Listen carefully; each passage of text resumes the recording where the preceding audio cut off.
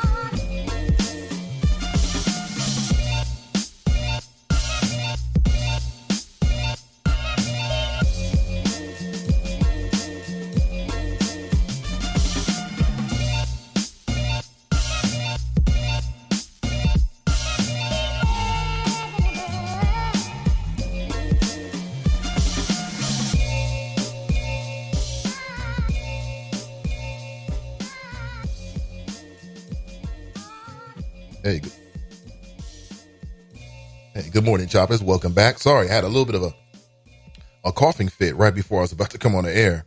Still coming down. Well, still getting over something that I picked up over the weekend. But nonetheless, let me grab some coffee here. Nonetheless, doing very, very well. Good morning. Good morning. I love it. Living While Black writes, make today your best day. I agree.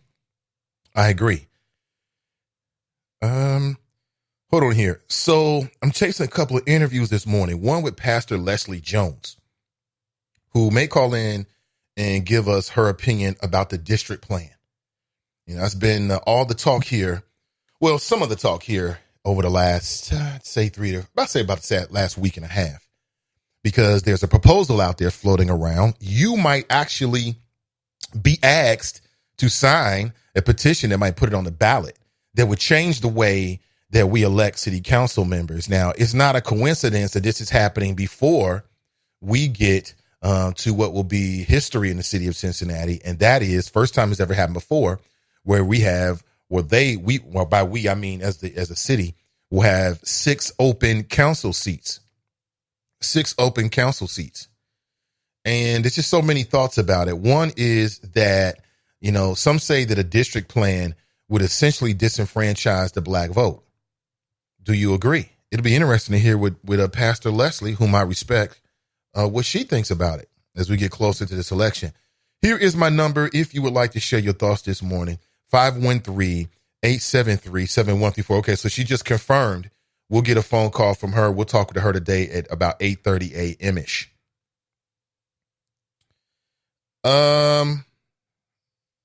See.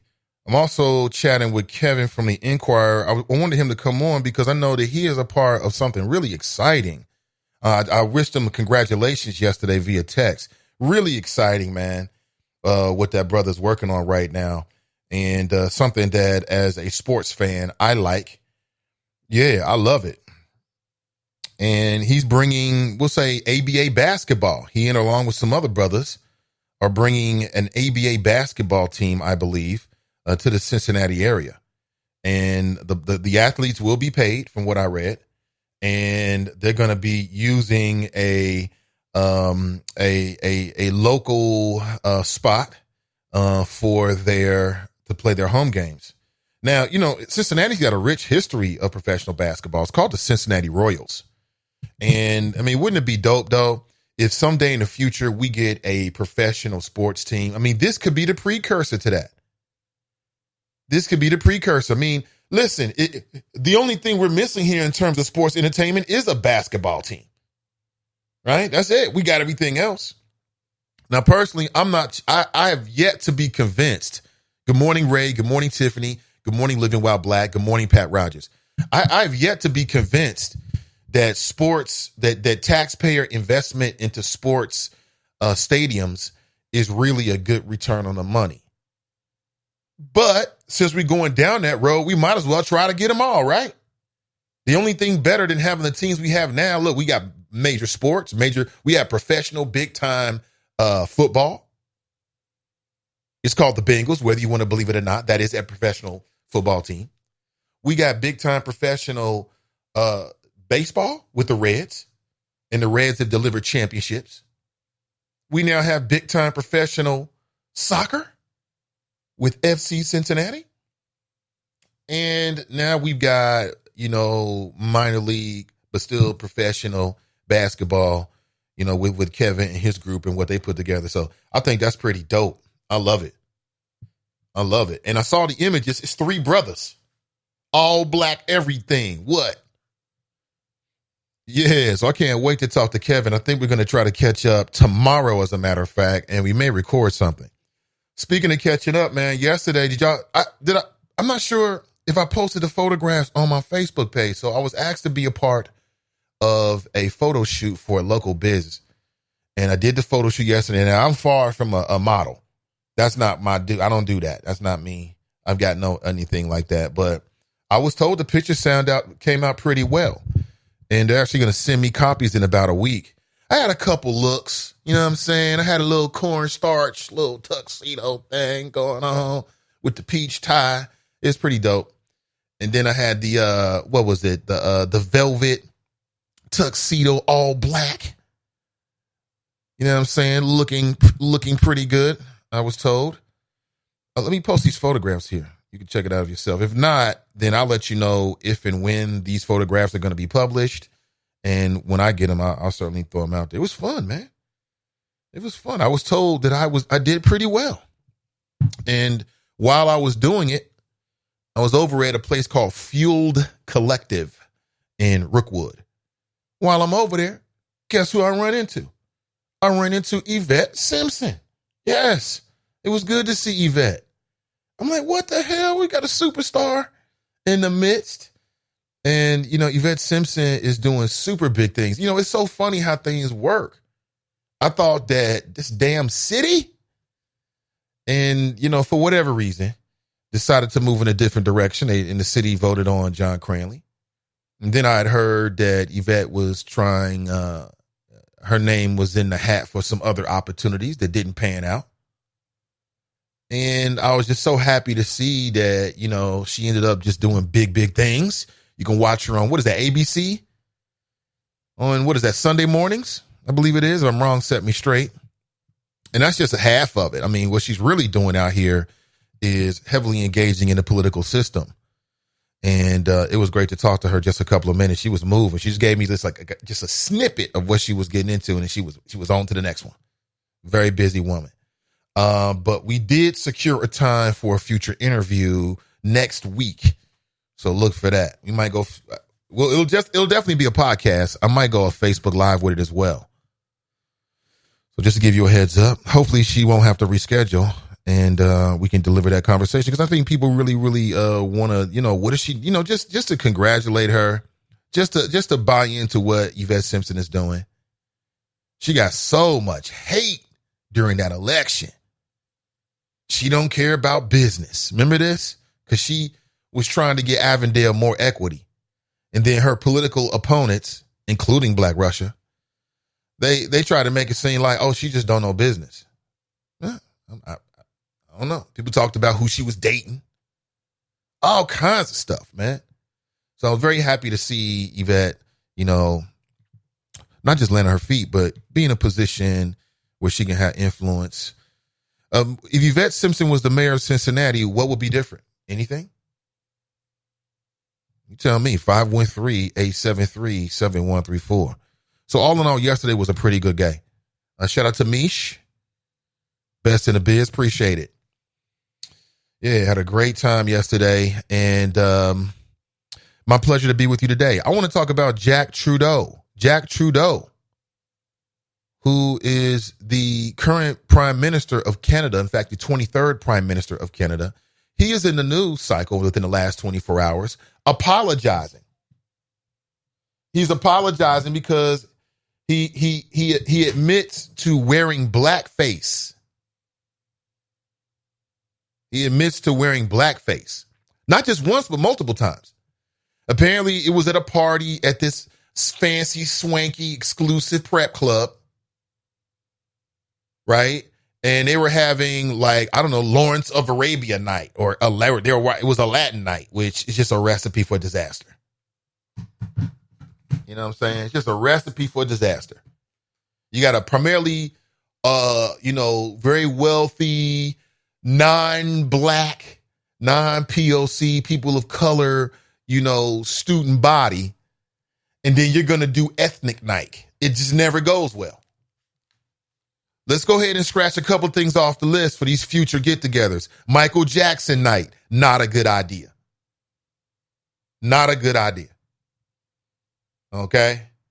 Lion King, not a good idea. Anything outside of European culture, when they do these nights, right? Because we've seen these kind of blackface incidences over the years. It's always the same thing. You got this ultra swanky, ultra exclusive school where the rich white kids go. And somebody says, oh, let's do 70s soul night, right? And invariably, there's always one or two or some of the people there that decide they want to show up in blackface. My advice is that in these swanky schools, stick to European culture themed activities only. And then you don't open the door for idiots like Justin Trudeau to do what they do. You see these images? And he wants to talk about Trump. Had the nerve to talk about, you run around. 29 years old, he did this. Many years ago it happened. 29 years old. That's a grown-ass man. Now, 19, you still need to be checked. But 29, this is who you are. Justin Trudeau, he apologized. Oh, I'm so sorry. I'm sorry. I bet you are sorry, Justin Trudeau. Tell me I'm wrong. It always goes the same way. It's swanky, ultra exclusive, only boys, rich boys club, right? It's a pipeline to the Ivy League school system, and they want to do ethnic night.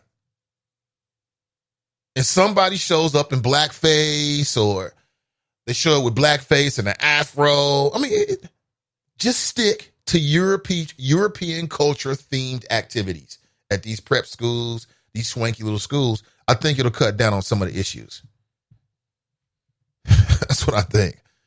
There's images of him looking like a damn fool. Everybody's smiling. Who's this Asian chick? This Asian chick in this photograph I'm looking at right now, she should have known better. And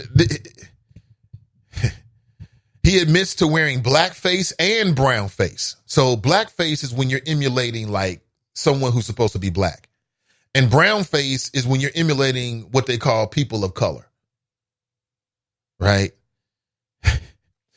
It was back in 2001 at Arabian Nights party. Arabian Nights. That's some of that Aladdin shit. Never a good idea. New rule. At these swanky, ultra exclusive, ultra male, ultra white private schools, stick to European culture themed activities and you'll be okay.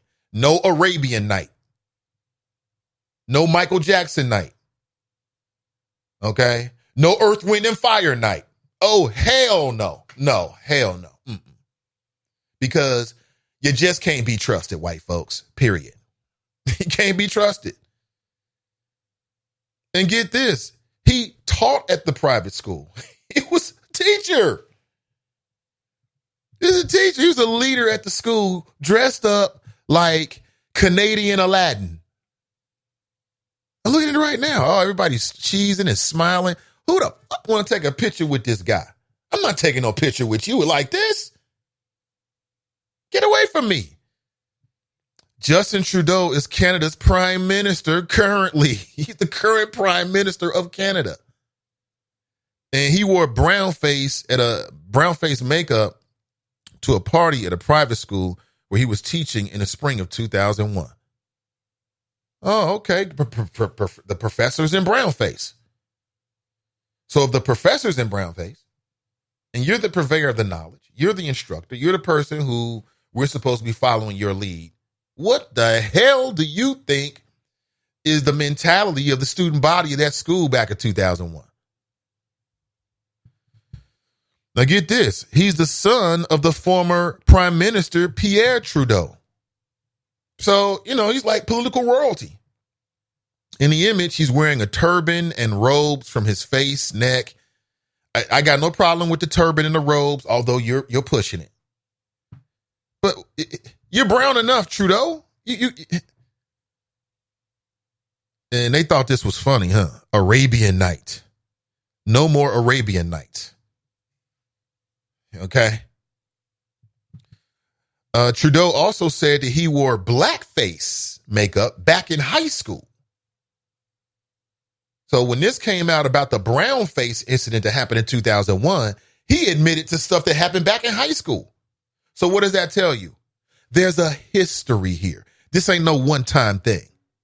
And if Justin Trudeau is dressing up in brown face and in blackface, what does that say about his mentality about black and brown people in general? Damn what he's saying. I'm talking about what he's done. And you're doing this in public. Like public, semi-public. There's photographs in the yearbook. Everybody thought it was funny. Except for the brown people that were there. Were there any brown people there? That's something. He said that back in high school, he sang that Harry Belafonte song, Deo. Racists just love to emulate that song, don't they? What in the fuck is it about that song and Harry Belafonte? What is it? They love to sing it. I don't know what it is about that song. Maybe it's the melody. This is a critical moment for Trudeau, who just kicked off his re-election campaign back on September 11th. And he's already got problems up in Canada involving, whether he pressured his attorney general to drop corruption charges against a large Canadian engineering firm that he's got ties to. And then this happened. So it is what it is. What does that say to you? And I thought Justin Trudeau was like, was better than Trump. Guess not, huh? Or blackface, no big deal. It's just joking. It's just a little fun. Look at his policies, Nate. That you tell me. I love to hear. 513-873-7134. I was not able to make it yesterday, but I know that the African American Chamber of Commerce has a new HQ over, I believe it's in the Walnut Hills area. Could be wrong about that, but I believe it is. And that's great. Apparently they got more space so they can service, black business owners and entrepreneurs here in the city of Cincinnati. That's a great thing. Shout out to Eric Kearney and their team over there. That's a great thing. Beautiful thing. Great. The referee that forced a teenage wrestler to cut his dreadlocks or forfeit the match, that referee has been suspended now. Now, you might remember this, you might not remember this. When we talk about these kind of things, we get all kind of different opinions on this kind of stuff. We really do. I have been surprised by some of the comments that we've had over the years when we've had about these conversations. But see, this is nothing more than an attack on black culture. This goes back a few months back when a white referee forced a black teenager to cut his dreadlocks or to forfeit a wrestling match. Well, just yesterday, that white female referee was suspended for 2 years. Andrew Johnson, 16 years old, attends South Jersey's Buena Regional High School. And he was noticeably winching as his hair was being cut and his locks were falling to the mat. And it's like, Where are the adults? See, this is what I'm talking about. This is somebody that has to suffer because the wrong person was given authority. Like, what would you do if you're in that situation? Here you are, you're a 16-year-old athlete. One of your goals is to be the champion of your weight class. You get into this pivotal match. This white female referee pulls you to the side and says, you know what? Right here and now, I'm the one in control. And if you don't cut your hair, you're going to forfeit this match. You're going to lose. What do you do?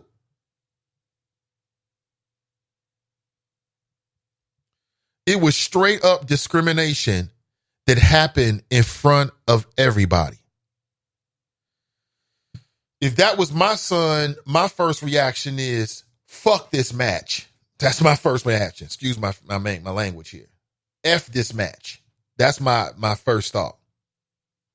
You know what I'm saying? Because integrity, even after the integrity of your hair, if it means something to you, is more important than some temporary, external, goal, quite honestly. But, maybe it was a decision that the young man made on his own. This referee, in my opinion, should have been charged. I'm not sure what the charge is, but that's just what my mentality is. This referee should not just be suspended, but this person should be barred from being a referee when you're dealing with young people, period. Period. I mean, you shouldn't be a referee for nothing in which you're refereeing sports and there's other people's children involved. You shouldn't be involved with that at all. And she's sitting here cutting his hair. Now, here's what should happen. Somebody should run down on her, hold her ass down and cut her hair bald, would leave patches and everything, just to show her what it feels like. I'm a big, listen, and I'm not threatening any violence or anything, but that is a damn shame. This story went viral. We discussed it when it happened. And now this woman is going to be suspended for 2 years. To me, if you're going to suspend somebody for 2 years, it can't be that hard to find other referees. So if you're going to be out the game for 2 years, we really don't need you. Like, you tell me what job where you can leave for 2 years and we still got a spot for you when you come back. Hell no, we got other people here now. Hey, we like her better. What job can you be suspended for 2 years and then we got a spot for you? No. If I'm suspending you for that long, we don't need you. We don't need you. 2 years? Anything can happen in 2 years, man. You don't need her. Why is she even coming back? What's up, fam? Tell me that. Why is she even coming back? The lawyer for the young man, the lawyer's name is Dominic Speziali, said, quote, that it was a decisive win, but it didn't go far enough. It is our opinion that any individual with such a storied history of race-based incidences and continuing questions about his credibility should not face a limited suspension of 2 years, but should be permanently barred from officiating. Right. Right. Why is she coming back?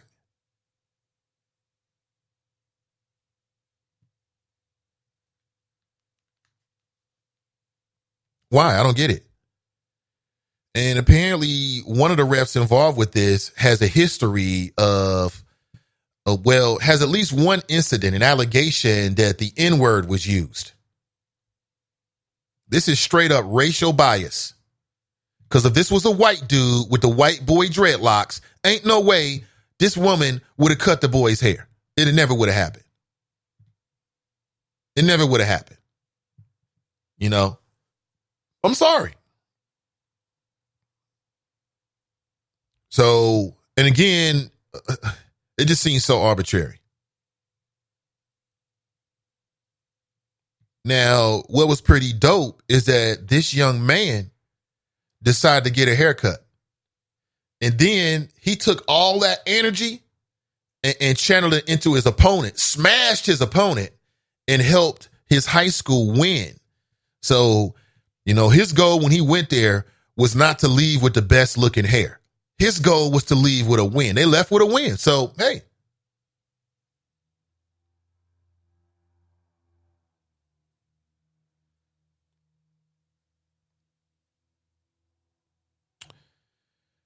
Very, very interesting. But tell me what you think. 513-873-7134. Good morning, everybody. Appreciate you being here. Damn. People call that young man the epitome of a team player because he could have been selfish. Like, that's a hell of a position. See, the teenager showed more maturity in that situation than any of the adults. Any of the adults. And part of me feels like, I don't know, part of me feels like it's two ways of looking at it. You can look at it like, oh, okay, he went here and got his hair cut and then he went and won his match and his team won. That's the epitome of a team player. But the team also has to look out for the individuals. I mean, if this story had been, oh, the coach heard about this and said, oh, bump that. You're not going to disrespect or misuse or abuse one of my players. Screw you. We forfeit as a team. We stand as a team. That would have been a pretty dope stance, show of solidarity too. I don't know. How do you look at it? Did the young man do the right thing for his team, or should the team have stood for him?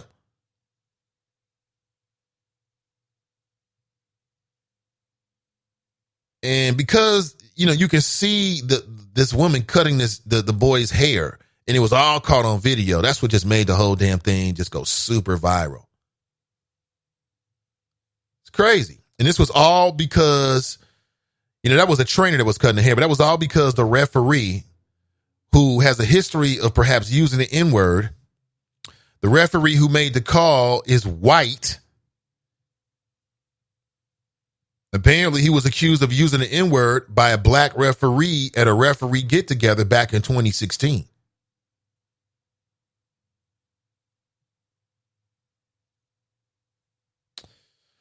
So you never can tell. That could have been some bias about maybe he wanted the team on the opposite side to win. You never can tell. You never can tell. But what happens if you get a racist referee that's clearly biased? What do? You know what I'm saying? It's funny because it's almost like dealing with a racist cop. It's like you got to deal with it after that initial incident. Yeah. But I don't know. I mean, as from a team standpoint, it seems like, listen, your hair's going to grow back. Your hair's going to grow back. Now, the worst thing that could have happened is they cut your hair, you go to the match and you lose. Now, that would have been worse, right? Young man went in there, took care of business. He won. And now the referee is being dealt with. I think that's a great thing. 513-873-7134. Now, listen, we are setting up a series of CCW class. The first one is this Saturday, 8:15 a.m. If you're interested in getting your CCW certification, that's your concealed and carry certification, then rock with us. Okay, we're going to get trained by the folks over at Ride or Die. Okay, the first opportunity is this Saturday. I'd like to get at least, I like to get at least 7 people. Okay. If I just get 2 or 3, we might say, hey, listen, maybe we'll pay it forward and do it in October. So here's the deal. Saturday and Sundays are the days that are available for most people. The Ride or Die people, they usually do their trainings on Sunday. Okay. But we're offering this on Saturday because there were some people that were like, I just can't make it on a Sunday.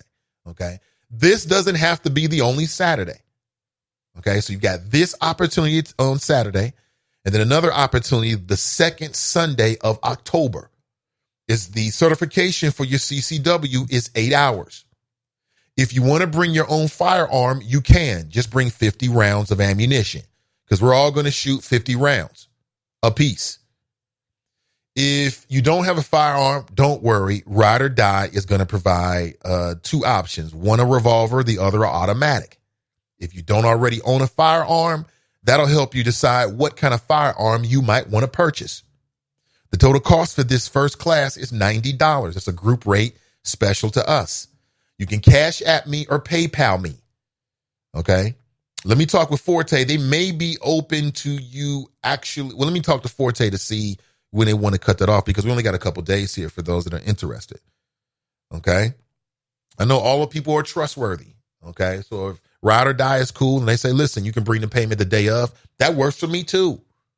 I got no problem with that. But if you want to make it, you want to prepay it ahead, you can cash at me, Nathan Ivy Show. And that's the same on PayPal as well.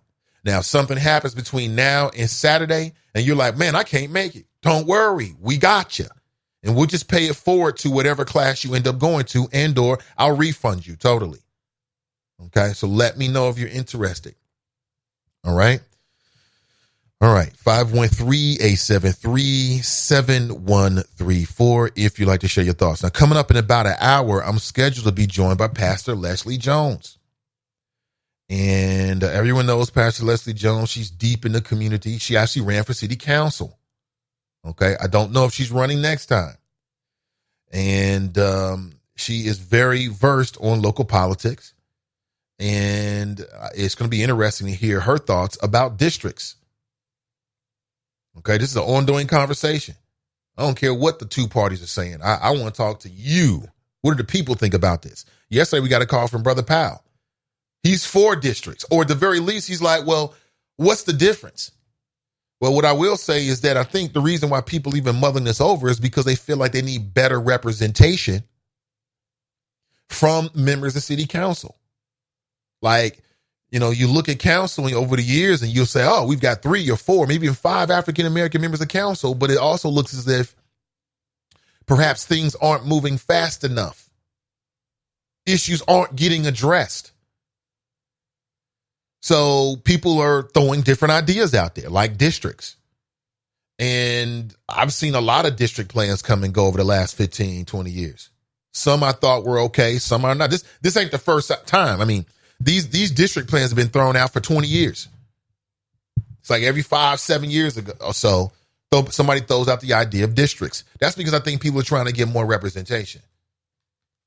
Now, the Republican Party, Alex Chantafilu, they seem to love this. Some say that's because districts would guarantee 2 to 3 Republican seats on council. The Hamilton County Democrat Party says it would disenfranchise African-American votes, make it more difficult for African-American candidates to actually win and get on city council.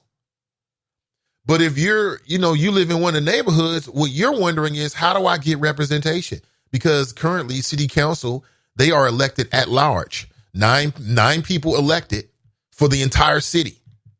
There's no one city council member. Like if you live in Clifton, you don't have a Clifton representative on council. It would be dope if you did, right?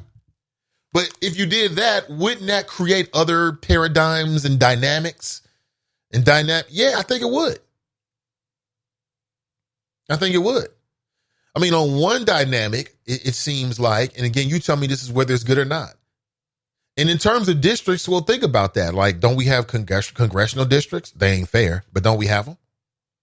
They're not fairly drawn, though.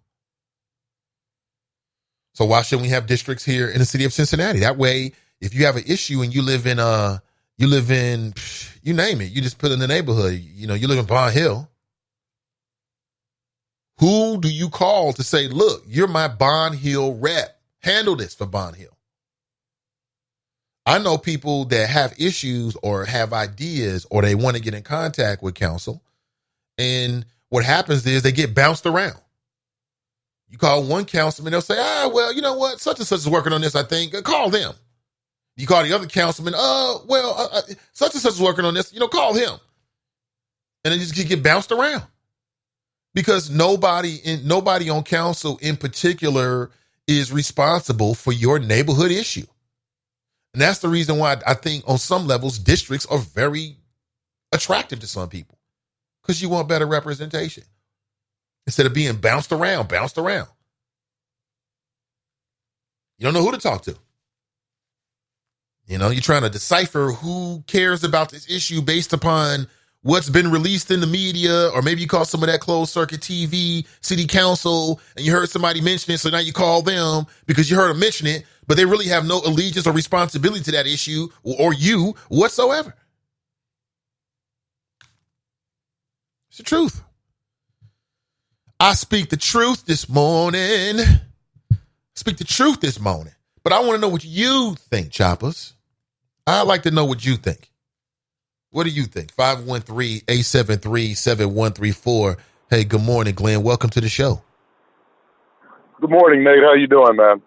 Excellent, man. Welcome. Hey, let me ask you a question. With the new district plan, are they going to expand the number of seats? That's one question. And does anybody know how many districts are they plan on making, or how many districts do we currently have in Cincinnati right now?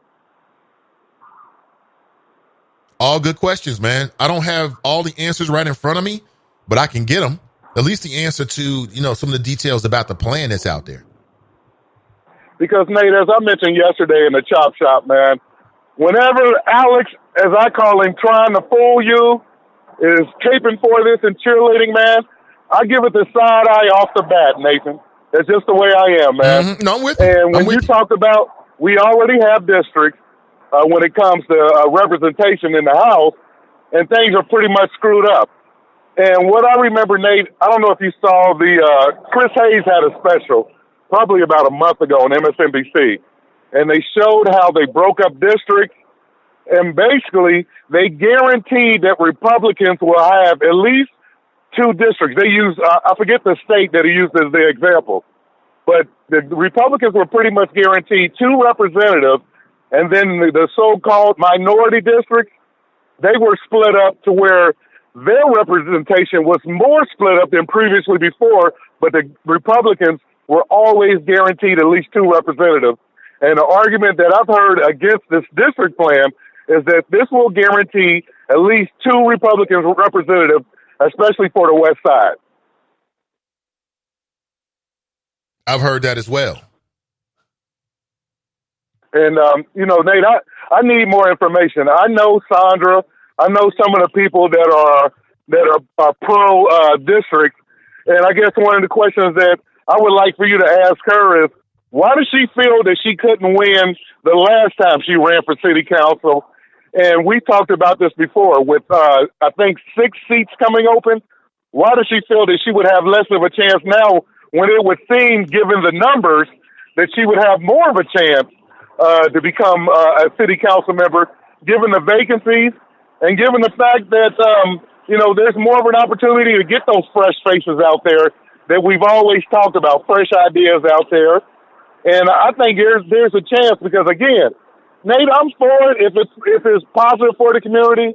But when the other side, man, when they on that same side, Nate, I'm just saying there's got to be something to it. There's a catch. As Omar used to say, talk radio caller, I'm not falling for the head fake, Nate. So I need more information. I appreciate you having Sandra Jones on today, and I will be listening if I can. But those are some of the questions that I would like for you to ask. No, I'm not having Sandra Jones. I'm having Pastor Leslie on. Oh, Pastor Leslie Jones. Yeah. Leslie Jones. That's what Pastor Leslie Jones, yeah. Okay, so like I said, I think these are questions that I have, and I'm pretty sure that the Chop Shop have the same questions. So I'll be interested in hearing what Pastor Jones has to say. Yeah, I agree with you. Thank you for the call, man. I appreciate it. And I agree with Glenn. Like, when I hear the local Republican Party, like, oh, this is good, I'm like, uh-oh, this is bad. This is bad. This is bad. Did you know that the Hamilton County Democratic Party put out a statement from Gwen McFarland on the Tracy Hunter proceedings? This goes back to July, like right before she was incarcerated. A grave injustice occurred this morning in the Hamilton County Courthouse. The latest chapter in the political vendetta against Tracy Hunter leaves many questioning the motives and fairness of figures within our local justice system. Incarcerating Judge Hunter makes no sense in the context of the last 5 years. Since her conviction by the court in 2014, Judge Hunter has caused no harm to society, followed the directive of the courts to report as required, has done extensive work benefiting local communities through her church and personal volunteer work, and worked extensively to care for her aging mother. Dragging her into a cell in the Hamilton County Justice Center when she is neither dangerous nor violent is unjust and serves as a further example of the need for criminal justice reform in our local courthouses. Gwen McFarland is 1,000% correct. I didn't even read this when this happened back in July. She 1,000% correct. I don't give a damn what nobody say. Tracy Hunter should not be in jail. And the fact that she is a threat to every black professional in this community. Period. Period. Period. A colossal waste of resources. But we do that all the time in Hamilton County. The fact that we have to pay for her incarceration right now flies in the face of what all these conservatives say about being fiscally conservative. That's a waste of our money. I'd much rather take Tracy out, put one of these heroin addicts in there so they can detox, so they don't make a mistake and drive through a red light and kill you or me. But no, we got Tracy Hunter down there. And there's still people in the black community making excuses. Yabba dabba dabba dabba. Well, she could have did this. And then hell no. It's wrong. Period. Man, the Republican Party sticks with Donald Trump even when he's stanking, dirty, red-handed. You know why? Because they understand how power works. In the black community, we always looking for excuses why we can jump off the train. Oh, da, da, da, da. It's ridiculous, man. Come on, we can spend the time with the jail cell where Tracy Hunter is right now, where she's being incarcerated, eating that bologna sandwich down there.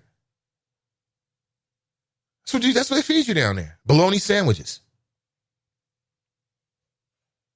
Shit, when she leaves there, she's gonna have to go straight to her physician. I mean, come on, man. It's so clear. It's so clear. White man rule Hamilton County, and Tracy Hunter being incarcerated is just another example.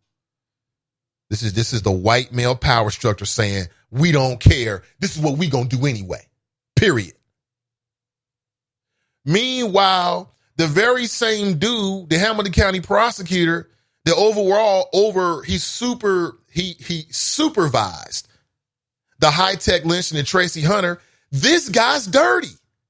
He fled from a job at the State House under investigation. Associates going to jail. But you stand as the grand arbiter of morality and what's right and wrong, huh? Please.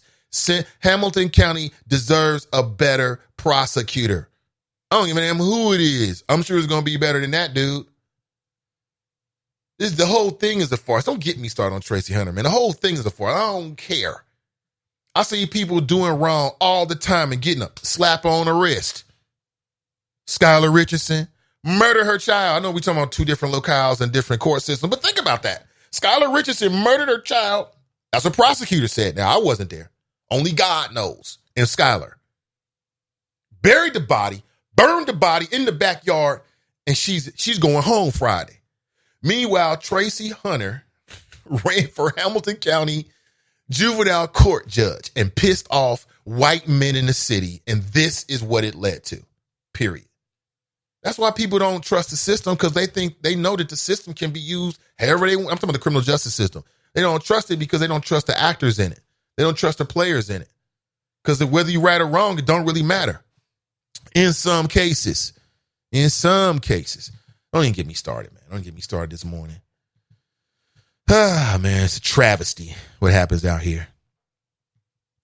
Got all these criminals running around Hamilton County, but we wasting a jail cell with Tracy Hunter. Oh, what the hell is she? The black female Lex Luthor or something? Oh, we got to lock her down. You got a judge that by all indications murdered somebody with his car, ran into somebody. He don't even get nothing. Nothing happens. You got the Hamilton County prosecutor trading favors in terms of summer internships with other elected officials, which, from what I understand and what I've been told, probably fits more neatly into one of the violations that, one of the laws that Tracy Hunter allegedly broke. I mean, the whole thing is just a farce, man. It really is. It really is. It's a damn shame. But this city's ill-equipped to deal with it, though. So we'll just talk about it some more. It's a damn shame. It's absolutely damn shame. I read that FC Cincinnati has hit a milestone. Hooray, hooray, hit a milestone. Hooray, FC Cincinnati's hit a milestone. But it's a dubious milestone. They've now tied the record for the most goals allowed in one season, which is a bad thing. Like, if they had tied the record for the least amount of goals in any MLS season, that's a great thing. Hip, hip, hooray. These fools that we paying for a new stadium, making all these changes for a new stadium for a team that sucks. But nobody wants to listen to me. I told folks, listen, what made FC Cincinnati so attractive is that they were winning. We like winners. When now FC Cincinnati is in what's called Major League Soccer, so they've stepped up. In the league in which they were in, they were dogs. They was top dogs. It's fun to go see a top dog win. It's fun to go see FC Cincinnati smashing people. You grabbing people's attention like, oh, we winning? This is an expansion team. FC Cincinnati is about to go through 10 years of pain, y'all, before they even become competitive. They didn't tell you that, did they? I did. Where is the fun? And I'm sorry. I don't care what it is unless it's one of my children. Like if one of my children is in like doing something sports, I don't really care what the score is, but of course I want my kids' team to win, right? I am not about to go spend my money for any sports franchise to watch them lose. Y'all better than me. I ain't doing it. I don't care. I can watch that from home. I'm just going to go on the days where we're playing teams that's worse than us because I want to see my team win. But that's Cincinnati. We so beat down and desperate for sports acknowledgement as if that really means something.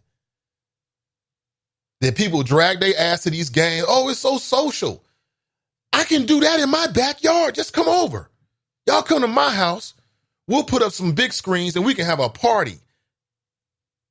We ain't got to spend money for season tickets, parking, Ubers, lifts, buying expensive stuff at the game. I can damn all that.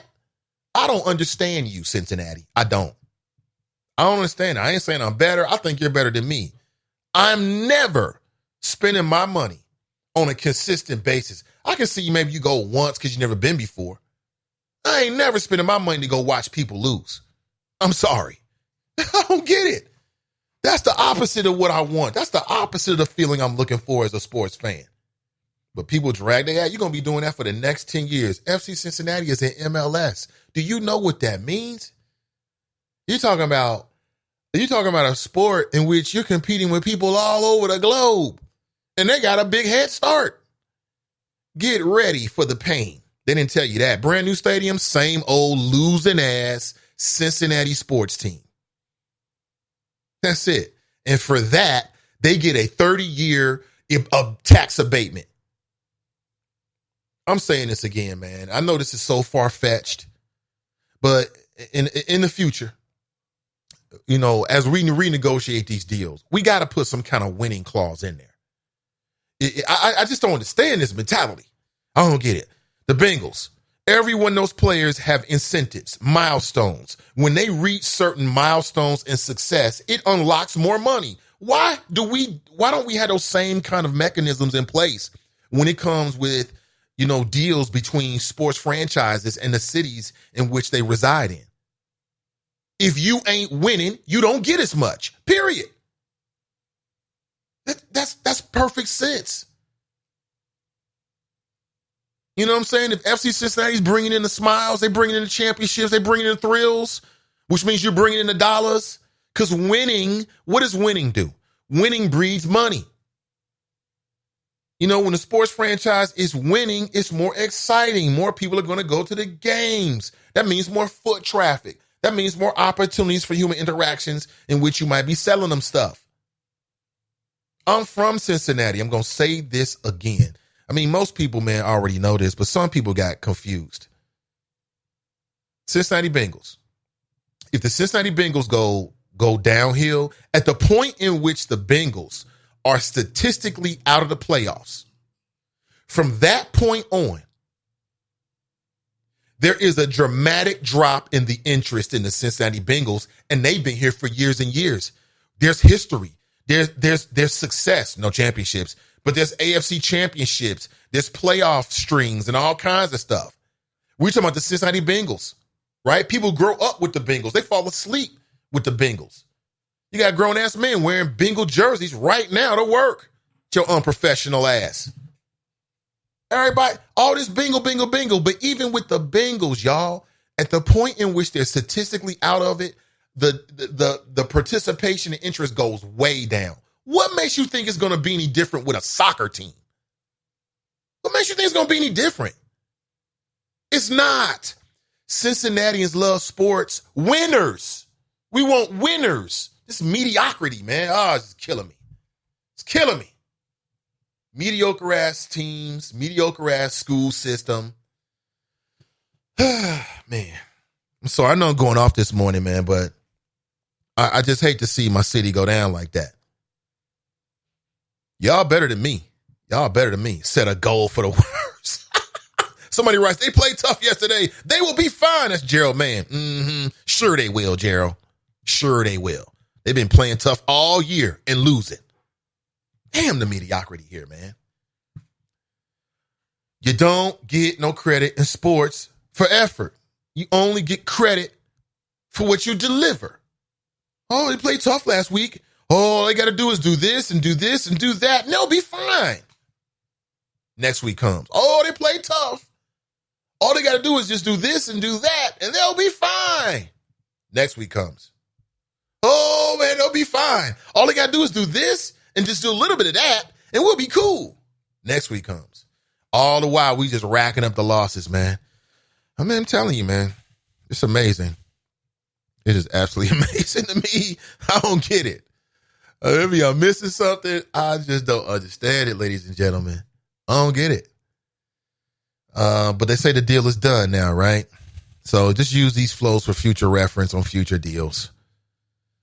That's all you can do. 513-873-7134. That's all you can do. What in the hell is that, Karamia? What is that you posted? A flying car? What in the hell? Fashion brand selling school shooting themed hoodies riddled with bullet holes. That's kind of morbid. Tracy writes, but it's art, right? Yeah, you're right. Like if people want to rock that, cool. I would never purchase that for my school-age child or anybody, right? I don't really think that's necessarily fashionable. And I don't want to dredge up no energies. I don't want to do that. No. I don't want to dredge up no energies whatsoever. Good morning to you. Thank you for being here.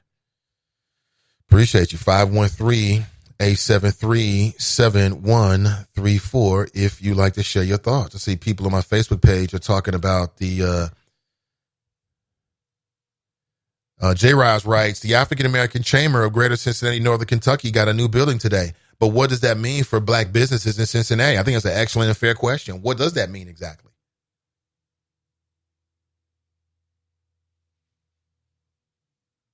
And I see Kelly Prather. Okay. So that question by J. Raj, some will take that as him challenging in the usefulness and the purpose of the African American Chamber here in Cincinnati. I can see how people would take it that way. I think you can ask that question for every institution. What does that mean exactly? I think that's fair. And I think the African American Chamber has the potential to do a lot of great things here in the city of Cincinnati. I don't have great details, so I can't fill in those blanks, but let me see what people wrote here. Oh boy, somebody writes, let me know what y'all find out. Dayu writes, it's for the people. They need to know it's new leadership, new vision. These questions need to be asked for sure. But I will say the programming is different and it's beneficial for black business.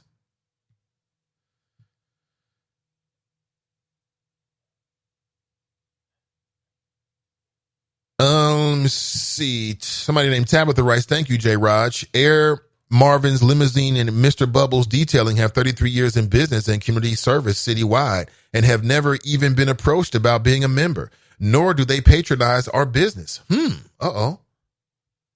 I'm going to reach out to Eric Kearney and ask him directly. I think Eric's a good sport. And I think that I'm sure that if anybody has the answers, it would be the leader of the chamber himself. The chamber, Tracy Artist writes, the chamber has been very supportive of my business. She tagged Eric Kearney and she writes, is a great resource as our members of the board. I pray that a new building represents a new beginning for black businesses.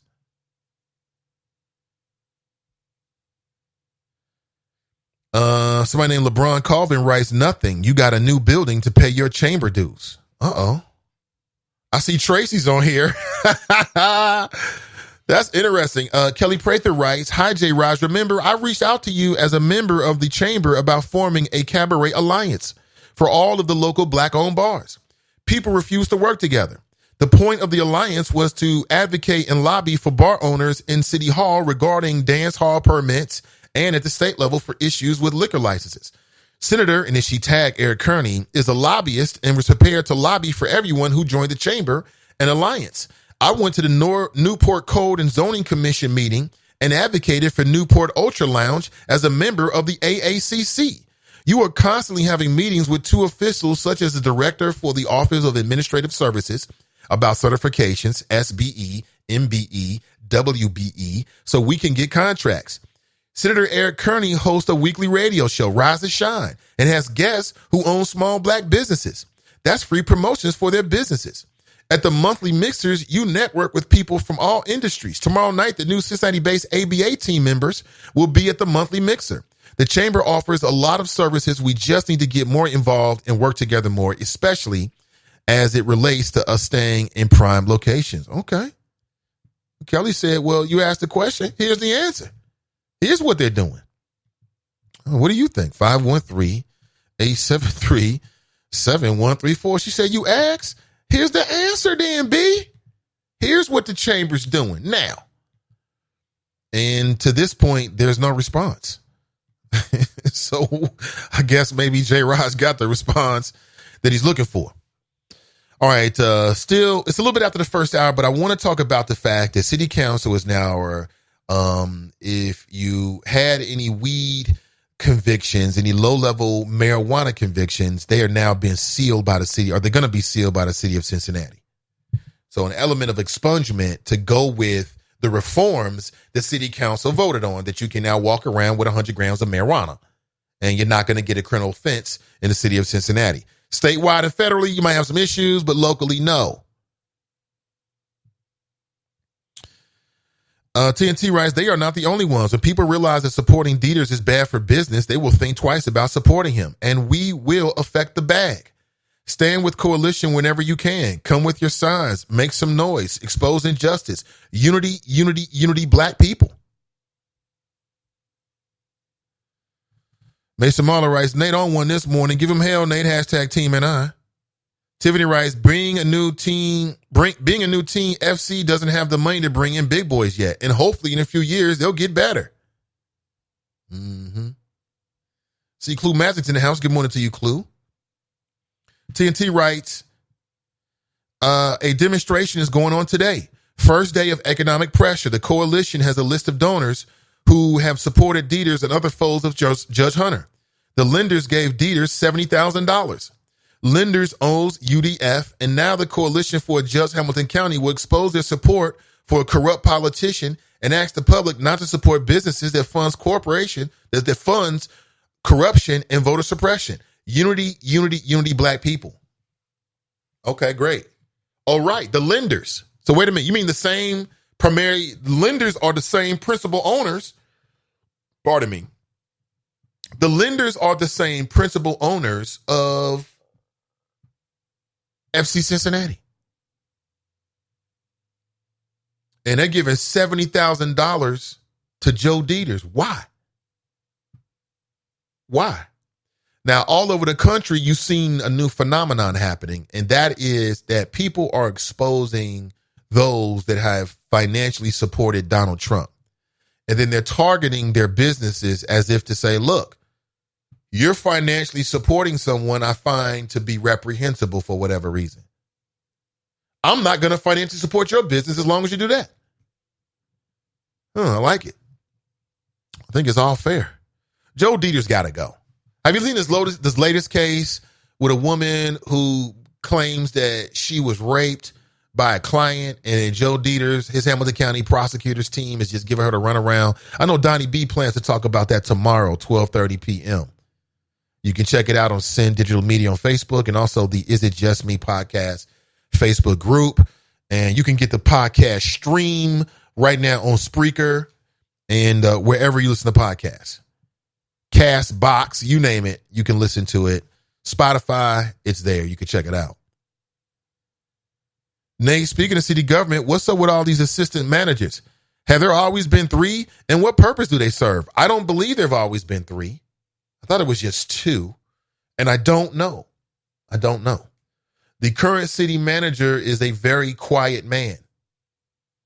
I mean, I don't know if he's done other shows or whatever, but he's a very quiet man. I won't be able to make either day's apologies. Okay, Living While Black, well, perhaps sometime in the near future. White people cutting our hair is buck breaking. There's an element of it. There's an element of that. Exactly. Good morning to you, CG Dub. Ray writes, Nathan, correct. The other side will go up in flames before they get off message. Right. Man, Republicans with Donald Trump and even locally, they don't care about right and wrong. They ain't sitting around trying to figure out like, oh, well, such and such didn't do this by the letter of the law. All they care about is my team and your team, period. They ain't sitting around trying to mix words and figure out this. It's, are you on my team or are you not? If you are, then we'll gloss over these little things. We ain't gonna worry about this too much. You a judge? Perhaps you're inebriated. You're not paying too much attention. Somebody's not really in the crossing walk. You run into them and kill them. But you part of the team, though. So we're going to make this go away. Because we know when the ish goes down, you're going to vote the way we want you to. You know what I'm saying? All this stuff about the rules. Come on, man. Joe Dieter's left scandal at the State House. People were surprised that he didn't get indicted in himself. For what? Corruption in his office.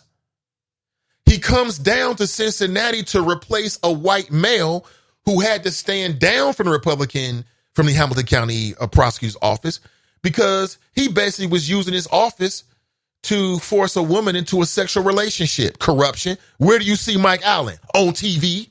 Ain't nobody talking about what he did back in the day and, oh, it's wrong. And he sits on TV with these white female co-hosts and none of them ask him about whether he's fit there to sit in that position as a community leader, considering his recent past of using his job to force a woman to stay into a sexual relationship. That's me too.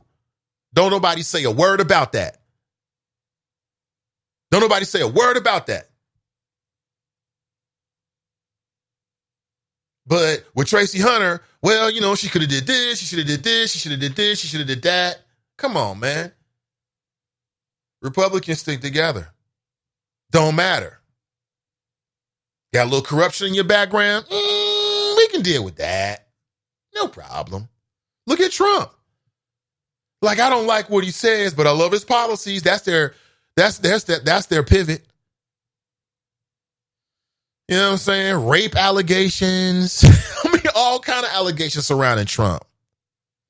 Using the office of the president to make more money.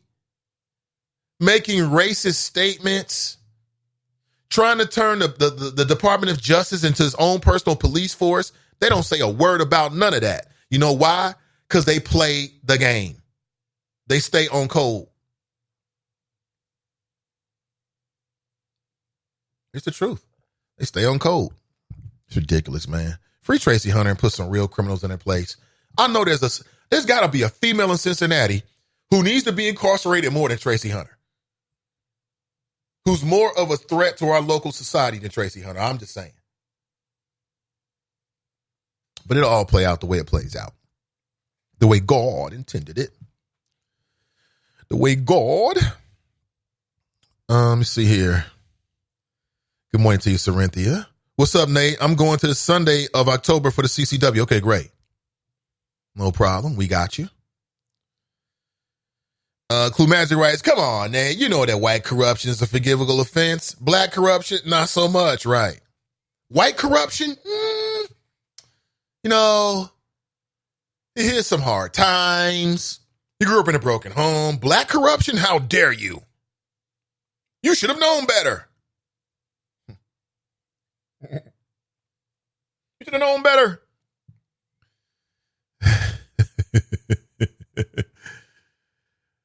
Oh, boy. Fame writes, hi, what y'all fake mad about today? Nothing.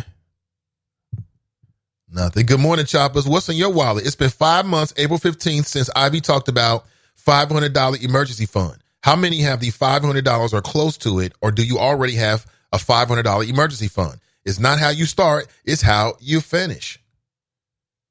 Barbie Flo writes, I remember when the Yankees tried to get NYC to pay for their new stadium. They threatened to move to New Jersey. NYC said, go ahead and move. If the Yankees came to their senses and paid for their stadium, right. Right. And that's what we should do with all these guys. So, for instance, are you telling me that if the Port Authority didn't come up with a sweetheart deal, land deal for FC Cincinnati, where every single year they get a new lease, which allows them to skirt around state and local taxes?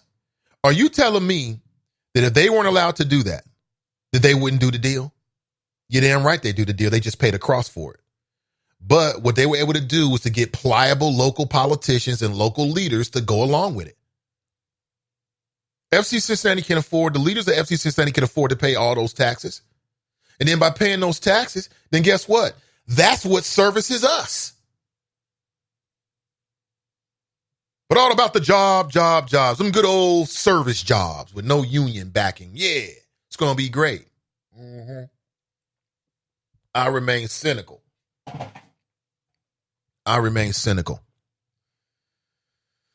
Mike Jones writes, why wait for someone to reach out to you? Clue Magic writes, tell me, across all sports genres, what expansion team has come in their inaugural season and been close to the top of the league or had a winning season? Probably none. Let me see here. People in here making excuses for FC Cincinnati. Wasn't there talk about Dieters allegedly assaulting his ex-wife and he voted illegally from the wrong address? Yeah, there was. I don't know if it's true or not, but there was a lot of talk about that.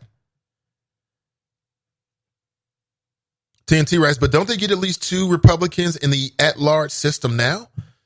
Well, there's 2 Republicans on council right now. Amy Murray and Jeff Pastor. You can essentially say there's 3 Republicans with Christopher Smitherman, who's an independent. And before you say, Nate, why are you trying to smear that, brother? I'm not. I just remember when Alex Triantafilou said, he said this publicly. He was on local radio.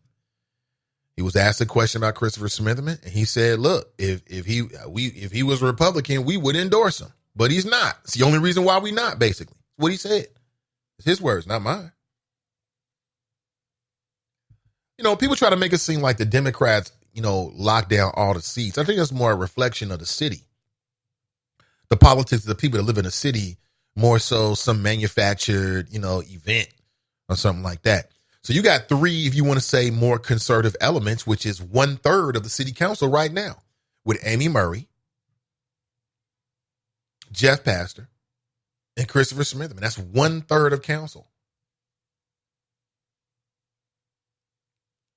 So it's not like there's no representation whatsoever or there is no balance, but city council is always going to be a reflection of people living in the city of Cincinnati. It is what it is. Fame writes, there we go, fake codes and ish. Just make good decisions. Some think a good decision was to follow the massa who told him to stay on code and be fake woke or be faux woke. I don't even know what you're talking about, man. You're talking I don't know what the hell you're talking about. No female should be in prison. Let's be innovative. Alternative sentencing should be explored, I'm just saying. No female should be in prison? Mike Jones writes, there are so many so-called black folks who need to learn to stay on code. Their motto, I love massa. What? I don't know what the hell. If you missed, it's going to be a demonstration going on today. The coalition is going to target some of the donors of the Hamilton County prosecutor, Joe Dieters, including the lenders. The lenders own UDF. How many people shop at UDF? You get your gas at UDF. You go in there and get your little ice cream cone in UDF. How many times? Miss D writes, greetings. Good to see you. Sister V writes, hola. She writes, Hotep, beautiful black people. Dirty Joe gotta go. Mike Jones writes, Dieters is trying to plead a rapist to 6 months in jail. Yeah. I know Donnie B is going to talk about tomorrow on the Is It Just Me podcast. That's one of the topics that she's got slated to talk about. And what is your Friday like? Like Friday afternoon, 12:30, are you available to check out, the podcast? Or is that a busy time for you? I know Fridays, you're looking up at the clock if you do those kind of things, ready to get the hell out of there. But Donnie B drops, she spits fire, the truth, from a well-polished and experienced viewpoint on local issues. And I want to make sure you check it out. And so what I'm going to do is when you see the link go up, please share it. Share it with at least 3 people tomorrow. I really appreciate it. See here.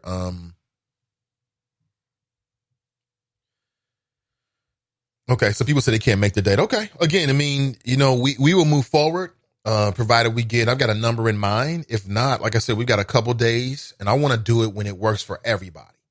I don't want to do it by myself and just 2 people. I want to do it when it works the best for everybody. So we've got some flexibility, and we can make this work. So just let me know. As I said, if this Saturday does not work, then we've got 2 other dates. Okay, the dates are the 1st and the 2nd Sundays in October. Now, I was pushing people to that 2nd Sunday just because we had a couple week bounce there. And I think some people are saying they can catch it. Sundays actually work better for them, quite honestly. And they told me that. They're doing a Saturday, a little bit special for us. Okay. But Sundays work best for them. That's when they can get into their normal facilities. And it might just work that way. Okay, but this decision will be made by tomorrow. I want to see who's available, and you can let me know. So, as I said, you can cash at me.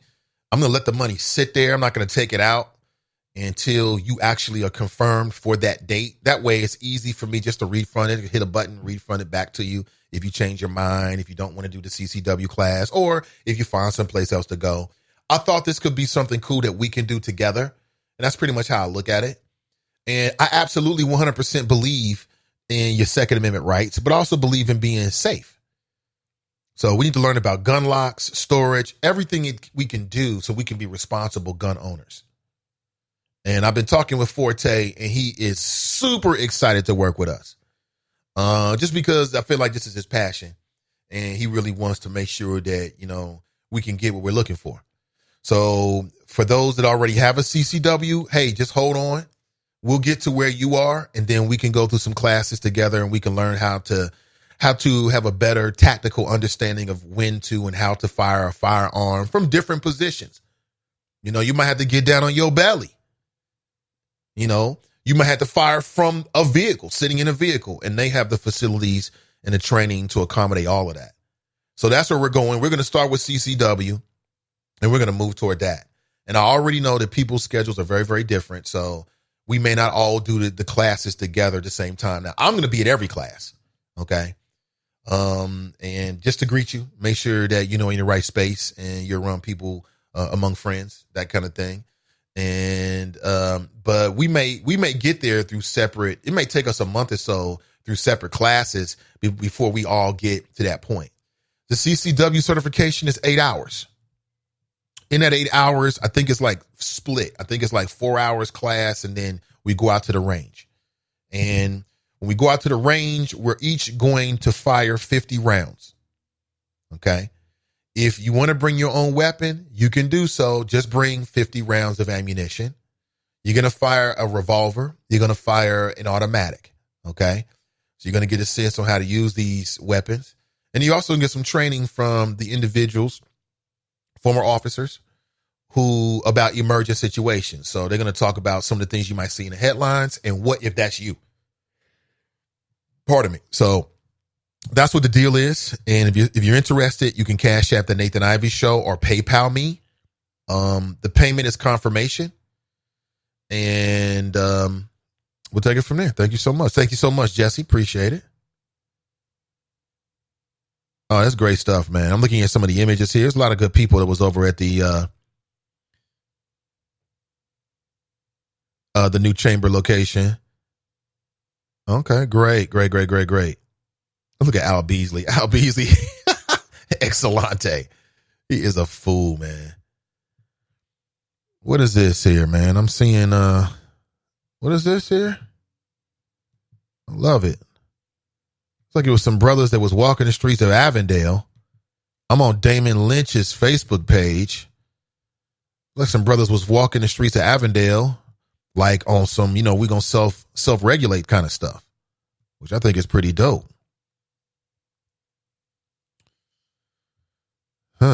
Pretty interesting. I'm all about it. Love it.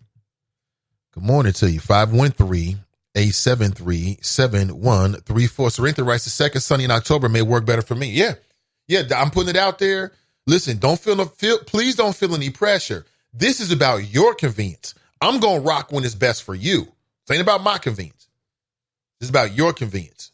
I'm much more concerned about when you can be there. Okay. And that's if it turns out to be the 2nd October, okay, then that's when we do it. And I'll let Forte and the good folks at Ride or Die know. They might be listening, actually. Forte is a listener of the show. He actually listens to the show. He'll send me messages from time to time about things that we talk about from sort of a law enforcement and, I want to say firearms perspective, if that makes any sense. See here. But shout out to the new. See, I'm not going to be cynical about the chamber. I'm not going to be cynical at all. I mean, I know Eric Kearney. He's a great guy who cares about his community, in my opinion. And I'm not a part of the chamber currently. I'm not opposed to it. But I support what they're doing. I think they're going to do great things. Why not? But I'm generally like that, man. I'm a very optimistic guy. I try to breathe optimism into a situation and not negativity. Is it fair to say that what J. Ross posted? Like, okay, so what does that mean? The African American Chamber. So what? He didn't say so what, but it kind of came across like that. It is fair. It is fair. And he got responses. People responded like, look at what the chamber is doing. I'll say this again.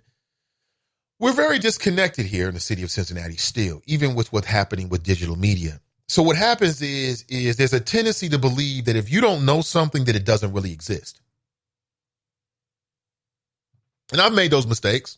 I've said things over the air, and then people call me like, oh, no, Negro.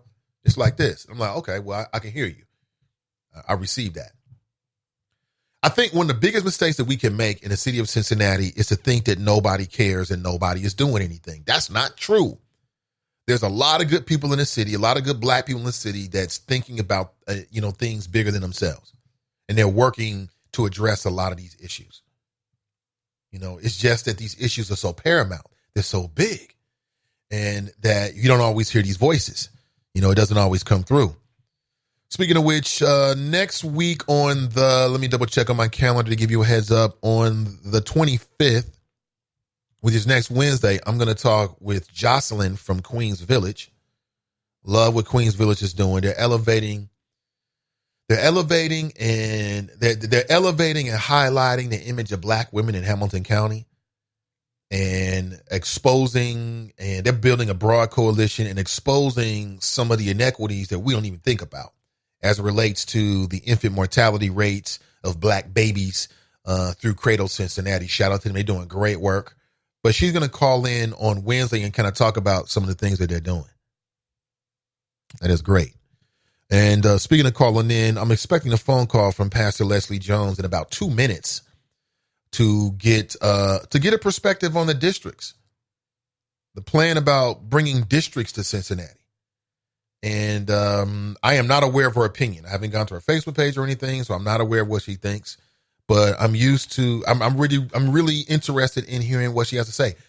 Pastor Leslie Jones is an awesome intellectual woman, super smart, cares about her community, and is out there. She ain't just talking about it. She's like out there. And I like her. From what I know of her, I'm not saying I'm super close, but I like her. I respect her, and I can't wait to hear what her opinion is. As I formulate my opinion about districts is that generally speaking, the concept of having a district representative, I think, is valuable to a lot of people. That doesn't mean that I necessarily believe in the current plan. Honestly, I may be ignorant on some parts of it, so I need to be a little bit more educated on it. But I think it's possible to come up with like a district hybrid at-large plan. I'm talking here. I'm not saying I got the blueprint. But I think it's possible to come up with a plan that might give people more representation. And, I think that people are smarter than we think they are. So if something like this is on the ballot, people will decide whether they think it's a good idea or not. You know what I'm saying? That's the Democratic way. Put it on the ballot, people decide. They don't like it, they don't do it. TNT writes, Al Beasley used to date my teacher who used to stay with me. Miss Monica, I used to go to school with his son. I remember being over his house and he gave us Cheerios, but had no milk. So he used orange juice in our Cheerios instead. Weird to hear him be so extreme. LOL, really? Yeah, Al Beasley's back on the scene, man. I talked to Al Beasley recently. We talked by phone about 2 weeks ago. And let's just say that Al Beasley is back on the scene. He's thinking about running for city council. I'm going to go ahead and put it out there.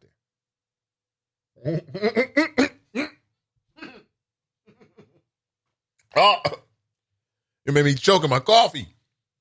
Oh, man. Yeah, he's thinking about running for city council or something like that. Maybe county commissioner. Al Beasley, if you don't know, he's a kinder, gentler Republican. He's a black Republican, bow tie and all. Loves him some Donald Trump, man. And his name came up in the 90s, late 90s, early 2000s in local black talk radio. And he would call in on this super conservative black male tip. This is before Trump.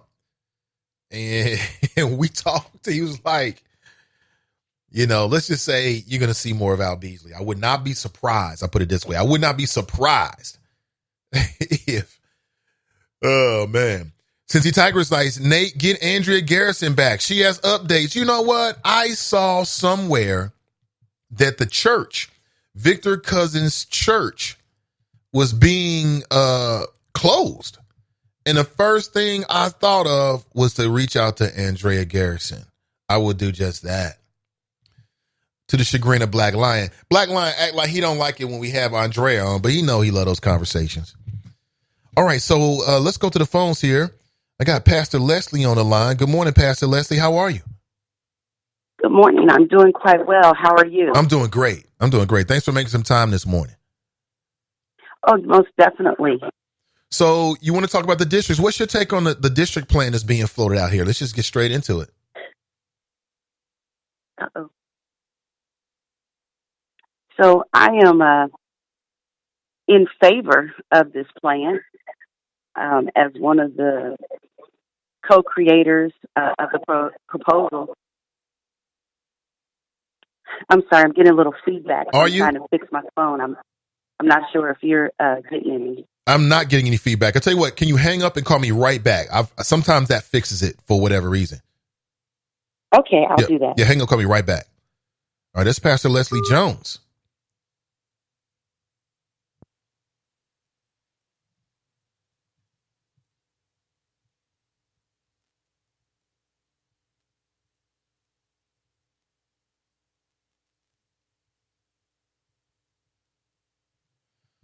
That's Pastor Leslie Jones. She said she was one of, did I hear it correctly when she said she's one of the creators of it?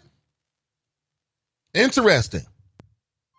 Okay, we got Pastor Leslie back. Hopefully no feedback this time. Hey, Pastor Leslie. Hey, how are you? I'm doing great. It sounds better? Okay. Definitely. So as I was saying, I am in favor of the proposal. Are we as on it speaker is. by any chance? No. Okay. Not sure what that is. Not sure. I mean, I hear you, but I can tell you're stopping sometime. Like maybe you're picking up some feedback. You still there, Yeah, Pastor let's Leslie? see here. Okay, I'm now. Let's try this. I don't know. It could just be my phone right now. So, as I was saying, I'm in favor of districts as a co-creator of the proposal. Um, this is really a plan that has come from just a grassroots people who got together and said, this has been something that's suggested over time, you know, year after year. We've seen this in different election cycles, and we just believe that this was the time to present it, as we're going to have 6 open seats on council with 3 incumbents. And so, if we're going to make a change, we thought it was definitely time to do it now. So some people are saying, including the Hamilton County Democrat Party, they put out a statement saying that they felt like it would disenfranchise African American candidates. Do you agree with that or disagree with it?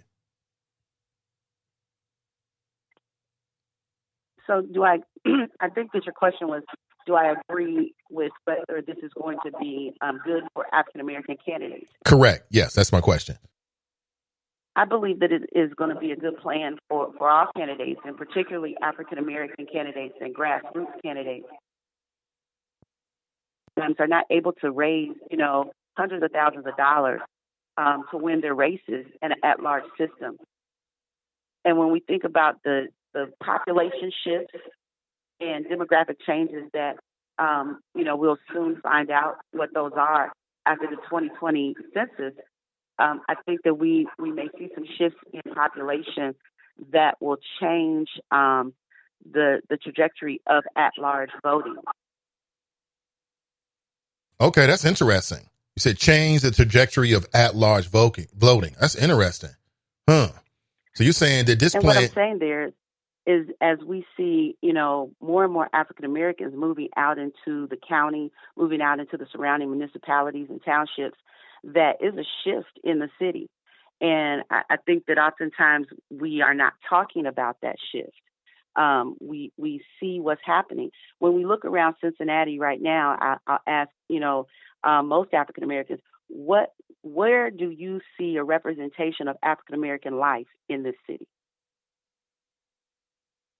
Where is that? Where do we see it by way of business? Where do we see it by way of the new developments, the economic development that's going on in the city?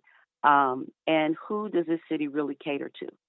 And so when I look at things like that, it then, causes me to pause and to question what's going to happen with the electorate and what is happening with the electorate as we see, the issues of people moving out more and more into the county and who's moving back into the city of Cincinnati. And so I think that those voters will tend not to elect grassroots folks and, African American folks that are not that are really going to be lifting up the issues of our neighborhoods and the issues of people who are low income, who are African American, who are immigrants in our city. Okay, so tell us about the plan. Give us some more of the details of how it will work. How many districts would it be? So this plan is a mixed. It's not a pure district plan nor a pure at-large plan. It's a mixed plan. So this plan suggests that we have 5 districts and 4 at-large seats. Those 5 districts have all been drawn based on the census population that existed in the last census. So that would have been the 2010 census. And as such, it comes out that at least 2 districts would definitely, as that population would definitely be African American districts. Now, there hasn't been a great shift in African Americans moving out of those neighborhoods, but there is across the board a great number of African Americans who have shifted, how the population has shifted across the city.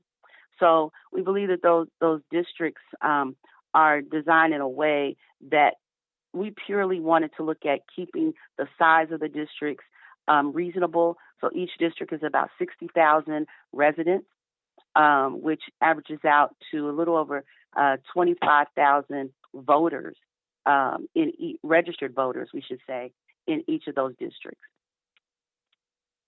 Okay. So it's a hybrid system. So if I'm running for council, do I have to choose whether I'm running for, I guess I would have to, whether I'm running for one of the at-large seats or one of the district seats? Well, I'm sorry. Can you say your question again? Yeah, the question is, and hopefully, it's not too convoluted, but my question is if I'm a candidate, do I have to make a decision? If this plan passes, would I have to make a decision as to whether I'm going to run for an at-large seat or one of the district-held seats? Yes, you do have to declare whether you're running for a district seat or an at-large seat. If you're running for a district seat, you do have to live, as the proposal is written, you have to live in the district and you have had to declare that residency in that district for the prior 120 days prior to the election. So this is all about people being able to get out, know their neighbors, know their communities, know their neighborhoods, and people in those neighborhoods feeling as though they have a voice, and someone representing not just a physical representation, but an actual representation of their issues on city council. And so that's what this allows. And if you are running at large, you simply declare at large. The at large race will still be a field race. And so in that, that doesn't change much from how we do things now, that there is an opportunity for people to run at large across the city. And, and it can be as many people running at large as believe they can win and want to get in the race. But in the district, that would be a head-to-head race because there would be a primary. And then the top two vote getters would then face off in the general election. But that allows for head-to-head debate. It allows for us to really get to the root of the issues, having people talk about those issues.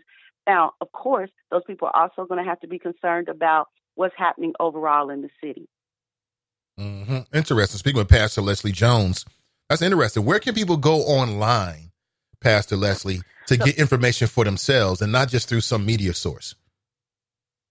So they can go to our website, Fair Cincy, FAIRCINCY.org, Fair Cincy. You can learn more about our proposal. You could come out tomorrow night at 6:00 p.m. at the Red Rose Pizza Ria on Hamilton Avenue. I believe that address is 5915 Hamilton Avenue. If nothing else, stop by and get some free pizza and have some conversation with us. We'll have all of the information and supporting documentation for our proposal. And we'll also, if people are interested, we'll have petitions that people can pick up. This is a referendum from the people. So in order for us to get it on the ballot, we do have to collect at least 6,000 signatures, which means we're pushing to collect 10,000 signatures and get it on the ballot. And then once it's on the ballot, then the people vote. We chose not to go the route. I think the last time that there was a strong push for districts for this change, which came from a bipartisan, commission of bipartisan people, as well as independents and different voices throughout the city came together back when Charlie Luken was mayor nearly 20 years ago. And there was a charter committee that studied charter changes. And one of the things that they proposed was a change to district systems. And in that proposal, they decided to go the route of council, because you could go to the route of having council vote on this, and it died right there with the council, and no one wanted to talk about it. because people, I think, wanted to protect their seats and protect their run. This is not about a run. I was listening earlier. This is not about me wanting to change a system to run for city council. To be honest, I haven't even decided if that is what I will be doing, and if I'm going to. But I do believe strongly that I could win either way. I did considerably well for my first time running and raising very little money. This is purely about representation. And for me, it's about having some foresight. We are constantly doing things with hindsight, but we need to be more proactive as African Americans in the city of Cincinnati. We need to be more proactive as progressive people in the city of Cincinnati and move the needle. And people have been wanting change and clamoring for change for quite some time, and I believe now is the time for us to do that.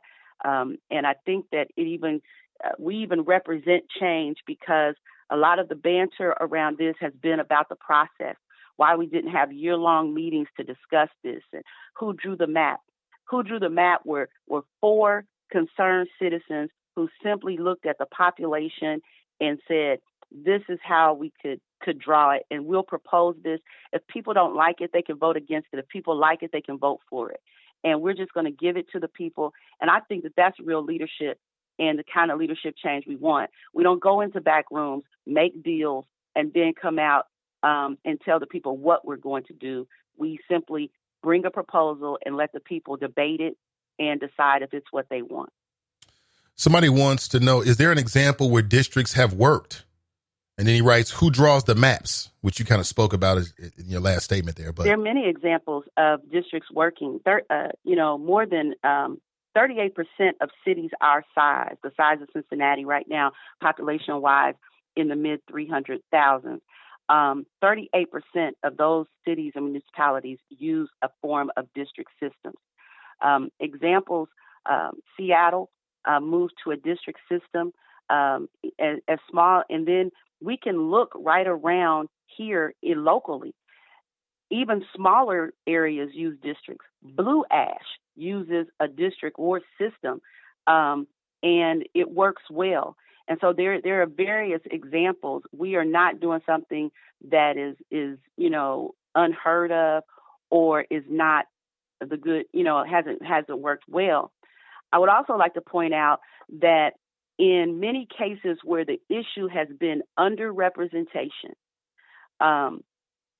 courts have ordered municipalities to go to a district system. So if we already know and we already see some shifting in the demographics and population, again, using foresight, what is to be said about what the underrepresented or who will become the underrepresented in the city of Cincinnati? And so do we want to wait and have to go to a lawsuit and push for this, or do we be preemptive and make some changes that position us to really have a real seat at the table and a real voice for the people? How should Black people, how should African Americans look at this? Like, will Black people, in your opinion, win with your proposal, or will we lose, or will it be sort of like, it may be the same? I think that Black people will certainly win. I think, Black people are winning now, and I think Black people will continue to win. And I think that we have in this plan, the way it's laid out, there's at least 2 districts that would certainly probably guarantee African Americans a seat. But I think that we have some strong African American candidates in the city that can appeal also across the city and the population. Like I said, people can come out tomorrow night, and we'll even have some data that shows. I think that what people really need to see is they need to see who votes and where these people live. I've heard, that, there'll be 2 maybe guaranteed Republican seats. That is not true. Although we currently have 2 Republicans in the at-large system, we have 2 Republicans, some may even say 3, but we definitely have 2 declared Republicans sitting on council now, and they ran in at-large races.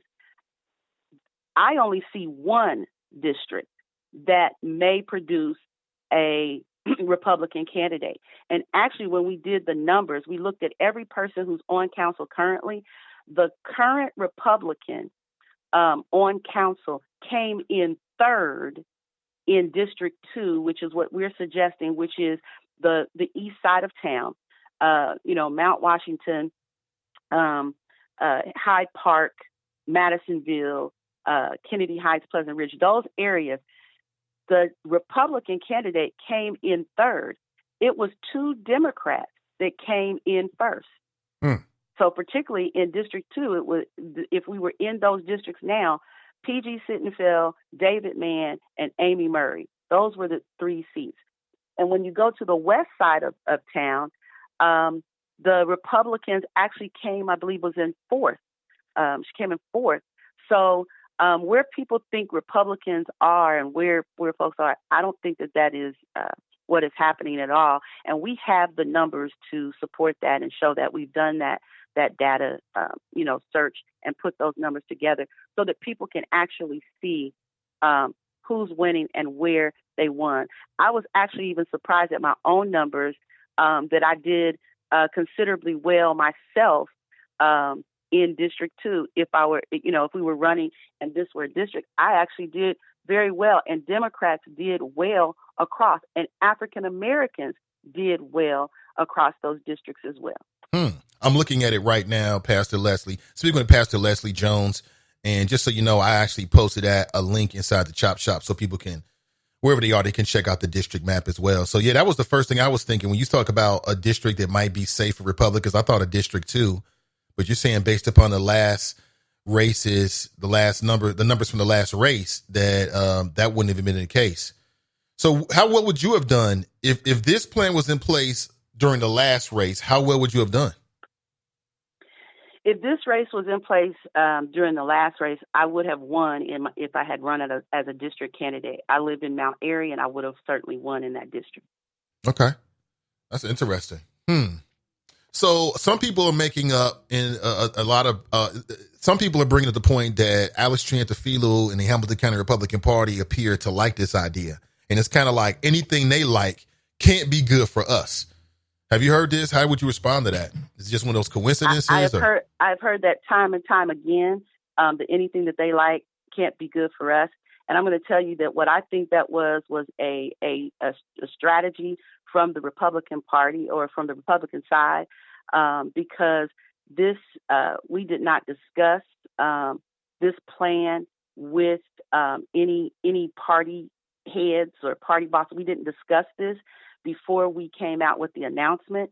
And I thought it was ironic that, I think it was Chris Rederick over at the Business Courier may have, called up, I know asked Alex what he thought, and also asked Gwen McFarland what she thought. Gwen hadn't heard about it, and she said she didn't, and they told them what the plan said or what they thought the plan was about. And Gwen said she couldn't comment at that time because she hadn't heard about it. She hadn't talked to anyone. She hadn't sat down with anyone and talked to anyone about it. So her response was no comment. I think Alex did that sort of, in my opinion, as a head fake, because he knows that if he comes out on support, it will definitely turn the Dems off, independents off, and people who don't trust just what you said, that if it's something good or if it's something that they think is good, it's definitely going to be bad for us. And he said this before we had some conversation, and the entire proposal suggested that all the seats would be a head-to-head race.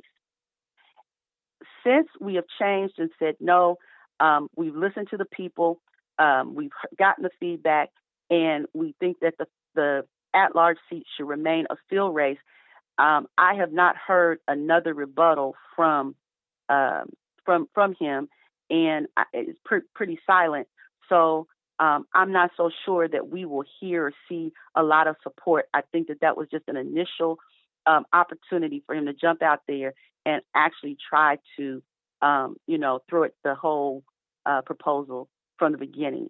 Because if I agree with it and I like it, I know that these people will not like it. Right. That's interesting. He playing politics with us, huh? So what about the Dems, though? The Dems put out a strong statement against it. I mean, do you think they're going to come around, or why do you think the Dems oppose it? Well, I think that the Dems are very split, and I think that statement was premature, as do some of the leadership, other leadership, of the Democratic Party. I think that there was a group or there's a faction within the Democratic Party that may have those sentiments.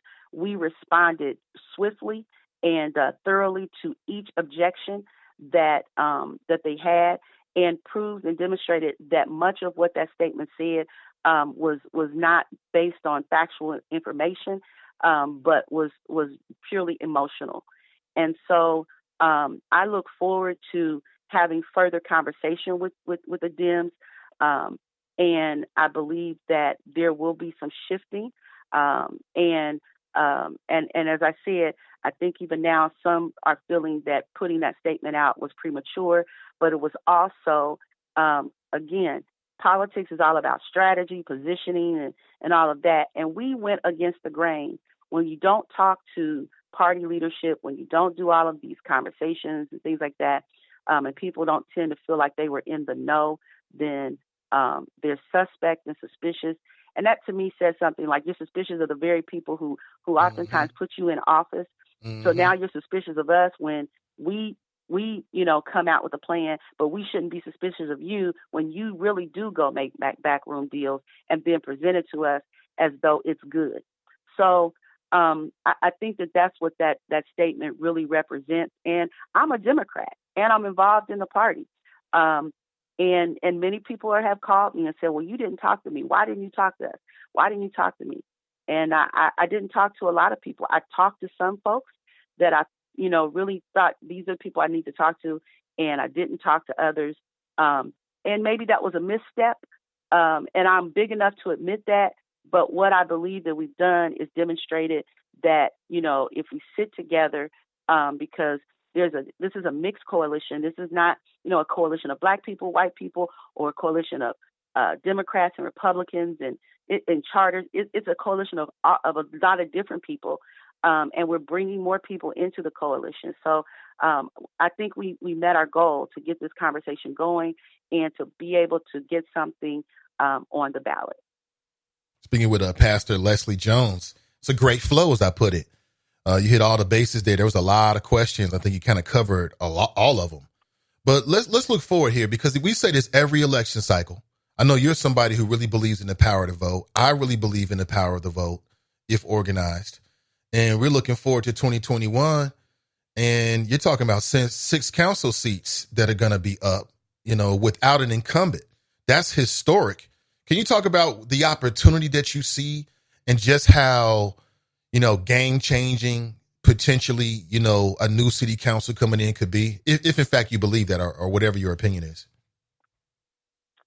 I certainly believe that this is a game changer, that having 6 open seats and that are open, literally no incumbents, that 6 people are going off, which gives me, pause to what happens in a city. That means and represents major change, because there's going to be all kinds of people running for all of those. And I think that we could end up with even a bigger, circus with 6 seats. I mean, we could see 40, 50 people trying to run at large across the city, and everybody's entitled to do that.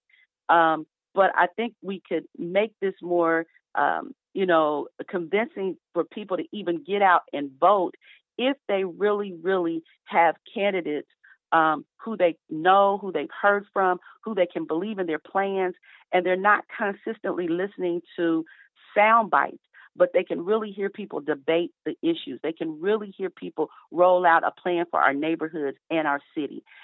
Because I don't think just because you are a neighborhood candidate or you're running in a district that you don't care about the city overall. What we have had demonstrated to us by the leadership that we've had on council, over the past years, literally since we stopped having a form of representative, of representation there from proportional representation, ever since then, we have had a council that has been beholden really to big business, to the business district, and has been concerned about building up and strengthening the urban core. And so that's why we see such drastic changes from when you drive from, downtown, or if you're on Vine Street and you drive from 4th Street over, to Liberty. Once you cross over Liberty, there's a whole different feel, appeal, and look, right? You go on up and you get into our neighborhoods, you get into Clifton, you go down Reading Road and you drive the Reading Road corridor. It's a very different look, very different feel than we do. So I think that this is a prime opportunity for change. And as we make the change, let's make it about our entire city, not just a particular zip code or a particular group of zip codes that seem to be thriving while everybody else is suffering or in a battle over who's going to develop and run their neighborhoods and communities. It really bothers me that I see an Avondale Town Center that's being redeveloped, but Black businesses that want to be in that community can't afford the rent at the town center. So that lets me know that those developers didn't consider that there may be small businesses, that can't pay $1,500 a month in rent when they're a startup. Why didn't we think that this should be a development that could also have some incubator space in it? Those are the kinds of things that I'm talking about. I think neighborhood and grassroots candidates would bring to this conversation so that we can build a equitable city for everybody. I love the flow. So you're saying that's crazy though. Let's be real here. Avondale Town Center, $1,500 a month. That's going to squash small businesses. You know what I'm saying?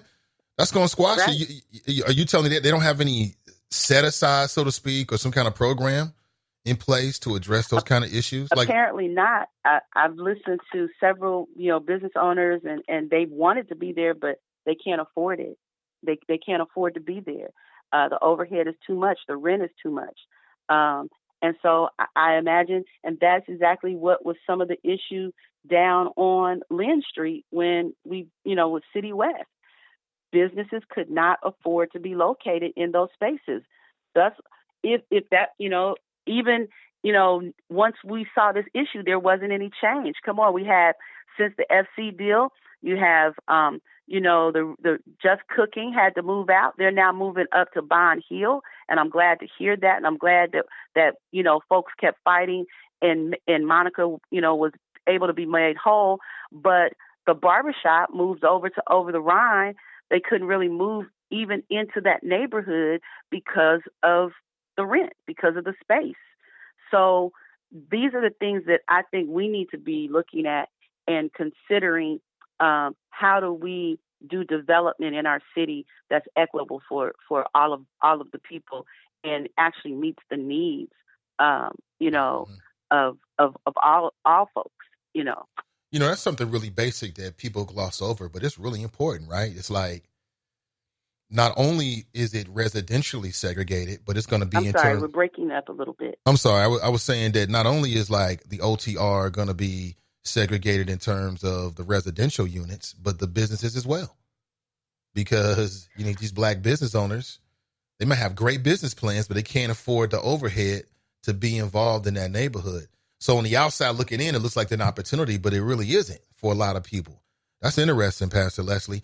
Would you like this to go in place prior to 2021? Like, what's the timeline that you are working with? So our timeline is definitely that this will go in place before 2021 election.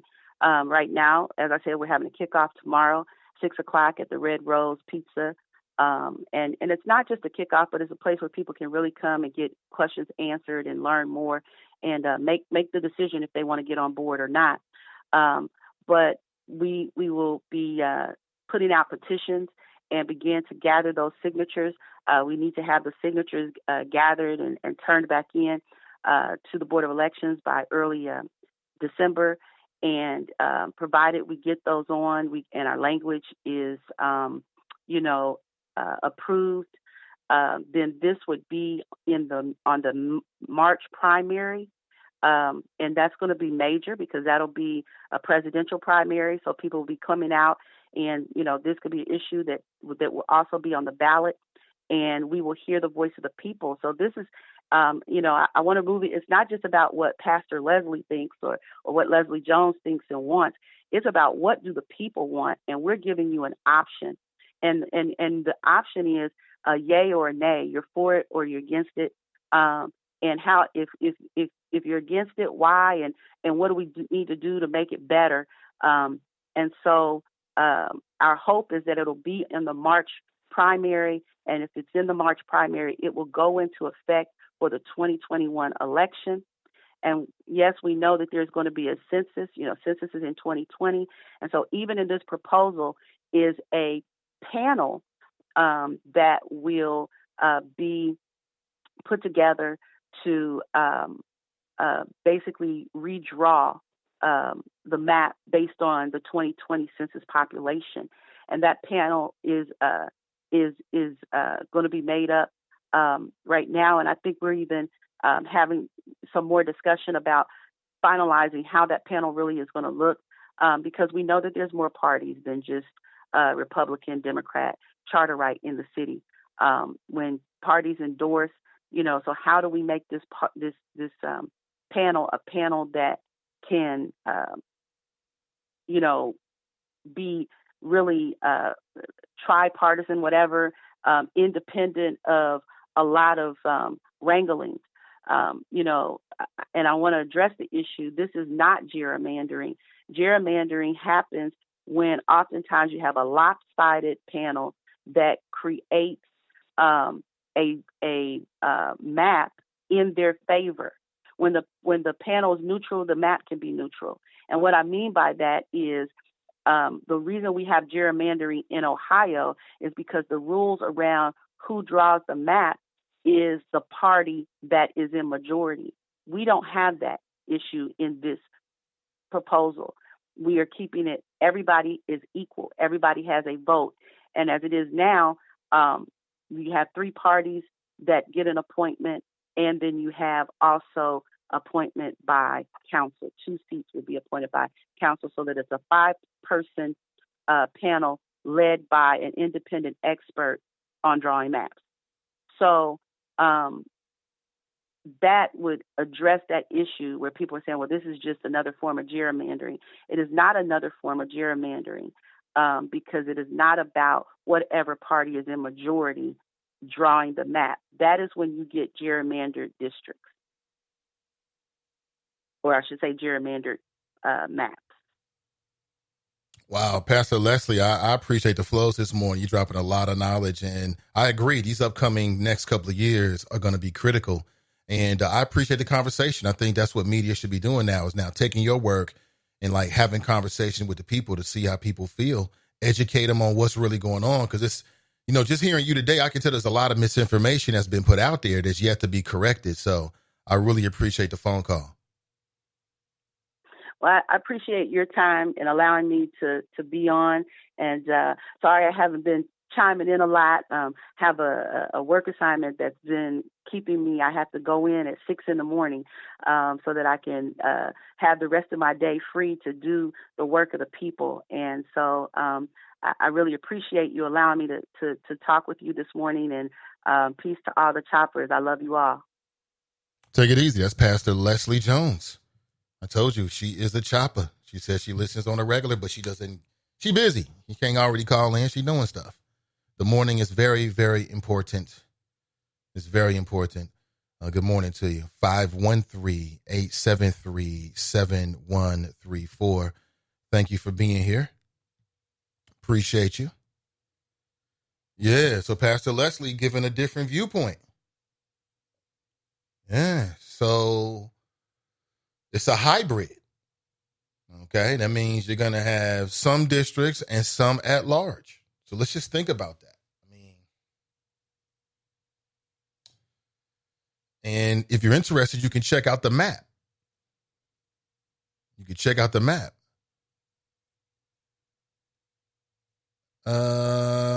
This is quite interesting.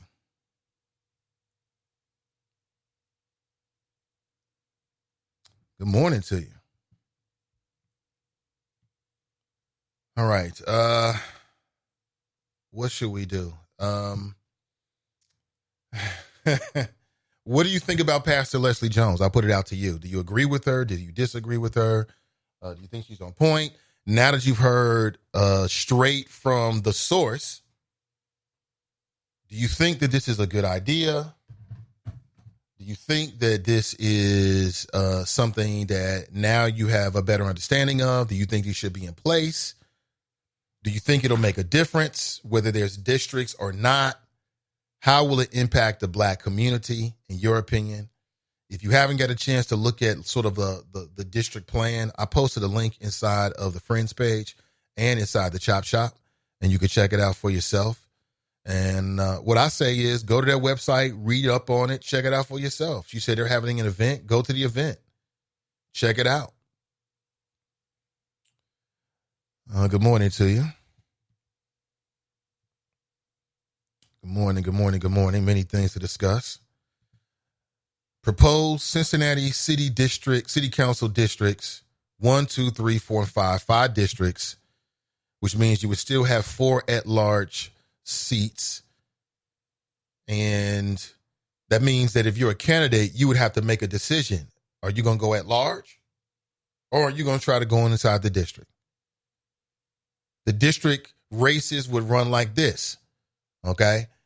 1, you would put, it would be the top 2 vote getters. So let's say you had 6 people running in District 2. Well, only the top 2 would compete in a head-to-head runoff for that district, right? Which I think I kind of like that idea. I do. Will we see, she said the Democrat Party's kind of split. Will we see the Democrat Party put out a statement that will challenge or either back up what Pastor Leslie Jones said? You tell me. You tell me. We got a call on the line. Let's take it. Good morning. Welcome to the show. What's going on, Nate? What's going on? You sound awfully far away from your mic there. Do I? Over the internet, it sounds great, but on the phone, it sounds like you really distant. Huh. Don't know why. I don't know why, man. Does that help? Well, it's cool. We're going to get through this. Yeah. Does that help? I called to finish my... Yeah, a little bit. Yeah. Oh, does it? Good. It certainly does. I wanted to call and finish my conversation from yesterday, but you was running out of time, which I called you very late. However, listening to Leslie, I realized she's just one of the rest of them. She's just another Negro trying to get us to be led by the white man. Follow his... It's sad that that's all you heard. I have to say that. If that's all you heard, how old are you again? How old are you? Older than you. Yeah, but how old are you? Bruh, I don't know what you heard. Are you at least 50? I couldn't understand you. Are you at least 50 years of age? Oh, yes. Okay. So you too damn old to listen to what that... You too damn old to listen to what that woman said. And that's what you got from that, bro? Come on, man. Grow up. Can I make my point? Go right ahead. Hence the conclusion of the matter was that let's follow the white man. Let's petition the white man. I'm cool with letting white children rule over me, and let's petition them. Let's go ask them, can we have something? But we're talking about a woman who leads black people to be spiritually led by another white man named Jesus, and Paul, and Peter, and King James, and so the F all forward. So yes, that's the conclusion of her matter, and that's what I heard. Now I don't know what the fuck you heard, but that's what she was saying. Now what did you hear, my brother? Districts? Yeah, it's sad, man. You know, like I told you, man, I think that you should just stay away from them kind of conversations. because it's clear that you don't have the maturity or you don't have the sensitivities of it. It don't really mean nothing to you. That's why I don't understand why you would even bring it up. You know what I'm saying? I mean, you just taking a cheap shot at somebody else because they talking about being involved in a way that you just don't understand. You know what I'm saying? I think it's a lack of maturity in your part. That's what I think. Well, this lady is a pastor, and I know that her Christian Bible gave women just a couple rules. Just 2 or 3 rules you got to follow. And all of the rules the man and you got to both follow. But you yourself only have 3 rules to follow as a woman, which she failed to do.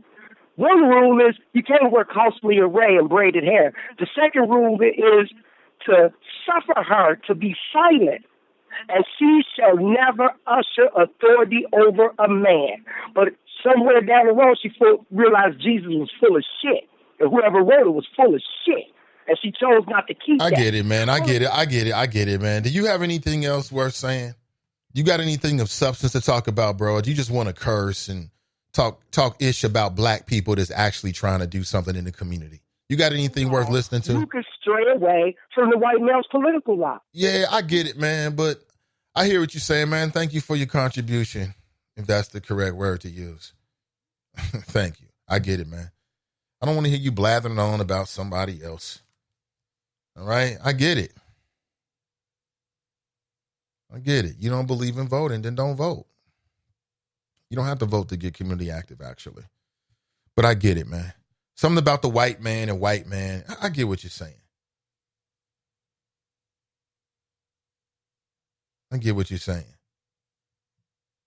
Dems are split. Nate becomes history shows in this city that is never what it turns out to be.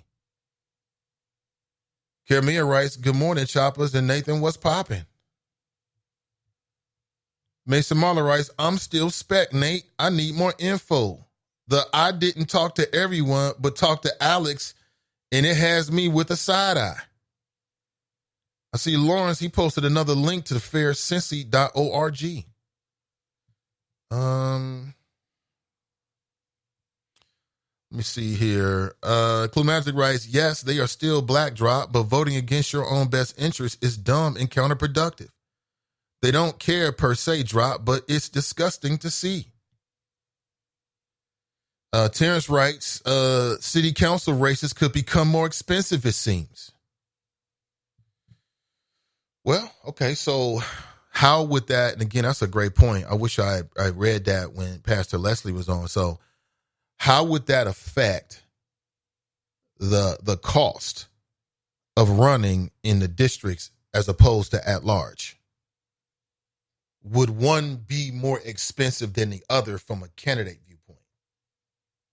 And if so, which would be more expensive? Would it be the district or would it be the at large? So if you're a grassroots candidate that doesn't have a lot of money, would you go district or would you go at large? It could just be geographic. Could be just geographic. Just in terms of, I see Pastor Leslie. She writes, Nate, did you see the PSA about school shootings? Sandy Hook promise? Posted in a friend's page. Okay, I'll check it out. No, she posted a link. Even better. Thank you, Cincy Tigress. Survive the school year, must see PSAs, huh? What is this?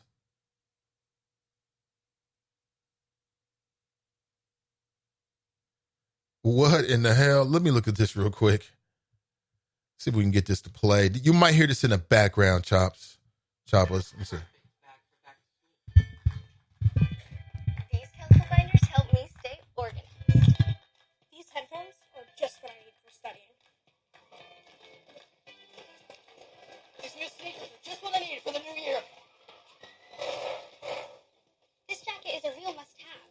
My parents got me a skateboard I wanted. It's pretty cool. These scissors really come in handy in art class. These colored pencils, too. These new socks, they can be a real lifesaver.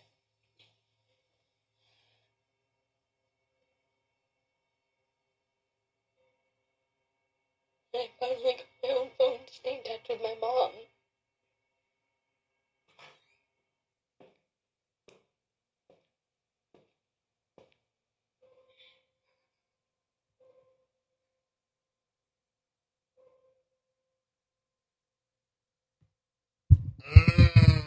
Dope. Damn, that is so deep. Thank you for the line on that, CG Dub. Wow, that is very powerful. Very powerful. It's chilling. You know, as a parent of a 14-year-old, it is chilling. It is chilling what I see. That is interesting. Whoever came, we said the Sandy Hook Promise, great. That organization was brought together out of pain. Those parents lost their children and sat back and saw these politicians barely did anything about, if anything, they did nothing about it. No substantive legislation that would have had any impact to what happened in Sandy Hook across the nation whatsoever. Still this gridlock between the Democrats and Republicans and the special interest. And then they come out with that, man. That is powerful. Woo, man. Well, a couple suggestions. Number one, I think that perhaps there should be a new industry, right? The industry would be, selling to school districts safety protocols, safety measures that if there's an active shooter could save a lot of lives, right? I know new school buildings across the world are being built differently. They're being built to contain an active shooter. So I saw one school building, you press a button, everything locks down, and they got bulletproof glass everywhere. Now, why would that be important? Well, I mean, if everything locks down, that means that a shooter at some point is going to be contained. And it sucks for the people that's locked in the room with them, but it's good for everybody else on the outside of the barrier. Let's be real here. Where would you want your kid to be? The second thing that I've seen is there's a new industry of bulletproof backpacks, bulletproof clothing that you can give your kids. Yeah, like Kevlar knitted into their favorite sweatsuit, bulletproof bindings on your books and shit like that. I'm not making this up. And people are buying it. People are buying a bulletproof backpack. Now, let me honest with you. If you could afford and or had access to a bulletproof backpack, wouldn't you want to make sure that's the backpack that your child takes to school every single day? I know I would. Matter of fact, I'm going to look it up, see how much it is. You can get bulletproof items now, bulletproof shoes, all that kind of stuff. And send your kids with the new reality, man. It's crazy out here. It really is. It is crazy out here. Pastor Leslie Jones writes, the Mason Mahler, I did not talk with Alex T. A reporter talked to him. Think you heard wrong. I did meet with Gwen McFarland after our announcement was made.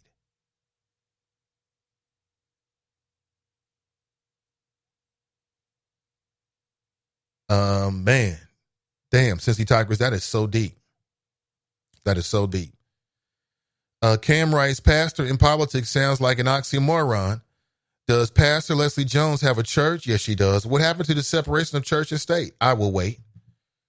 Well, I think that separation is, again, I can't speak for her, but I see it differently. Like, I've never been to her church, but just because you're the pastor of the church doesn't mean that you're like trying to convert people to the Democrat Party while you're in church. I mean, I can see a separation there.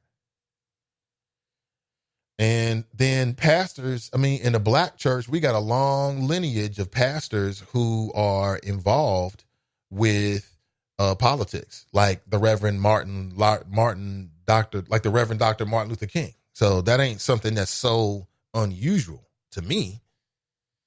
Cincy Tigers writes, welcome to the new normal, kids. I'm telling you, that's incredible. Says, welcome to the new normal, huh? That is interesting. Let me see here.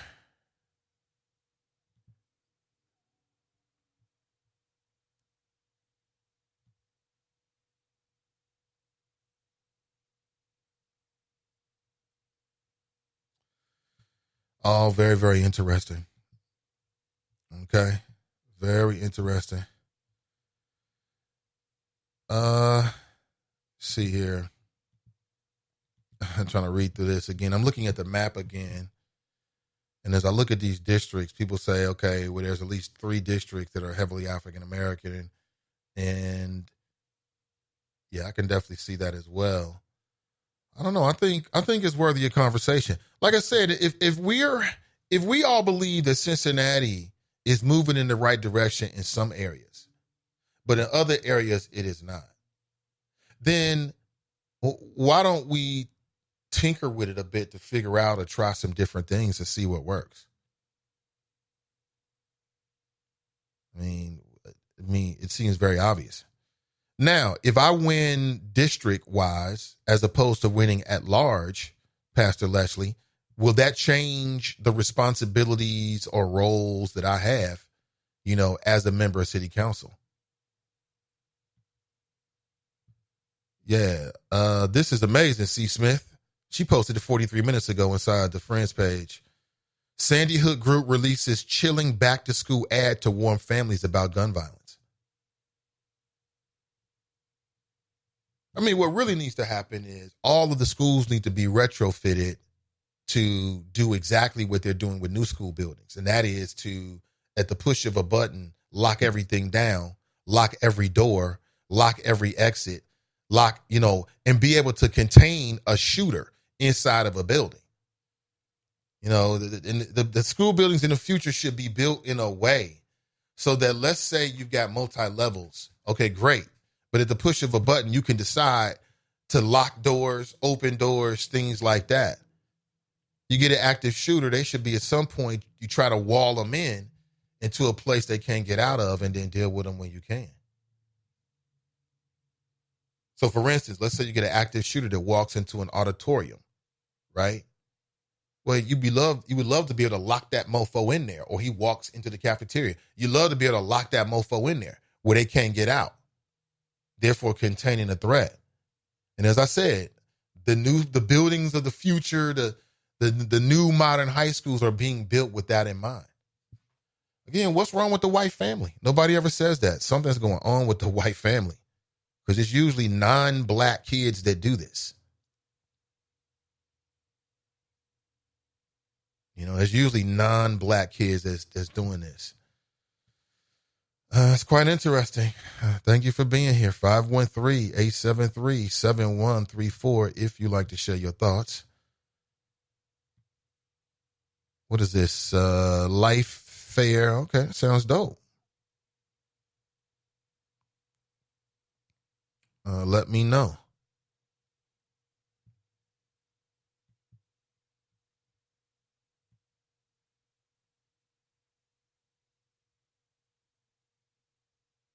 Right. Thank you for being here. Trying to catch up with your chat here. And I was also searching on Facebook. Okay. Cam's still going hard. Tony writes, my oldest is out of school, but now I have a boy who just started kindergarten. The fear is back. Pastor Leslie Jones writes, thinks my mind is revolutionary and my work is even more revolutionary. Cincy Tigers writes, Nate, the little girl in her bathroom testing her mom broke me. It broke me too, because that's my daughter. We give her phone for those reasons. I mean, I can't imagine receiving a phone call like that. I can't imagine receiving a phone call like that and what that would do. Telling you, that's heartbreaking right there. It really is.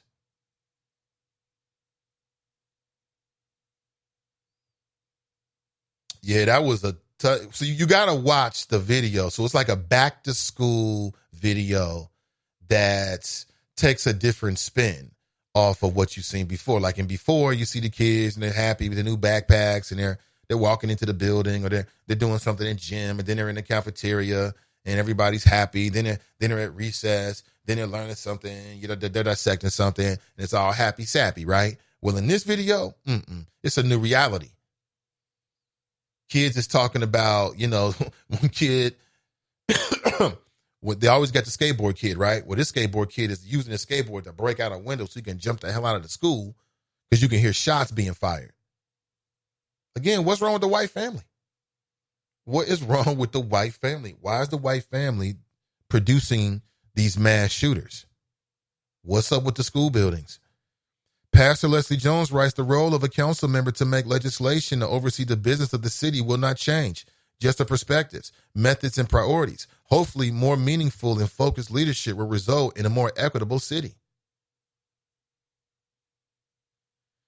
Kermia writes, millennials are more likely than their peers to consider themselves Democrats.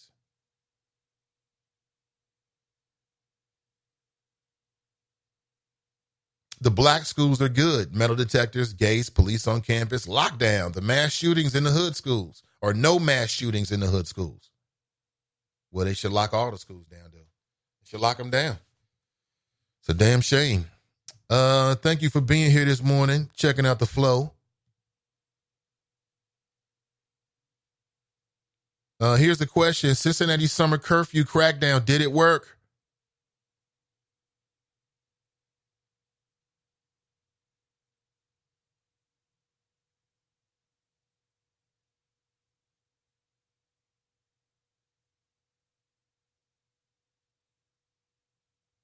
Okay, there's some great posts inside of here.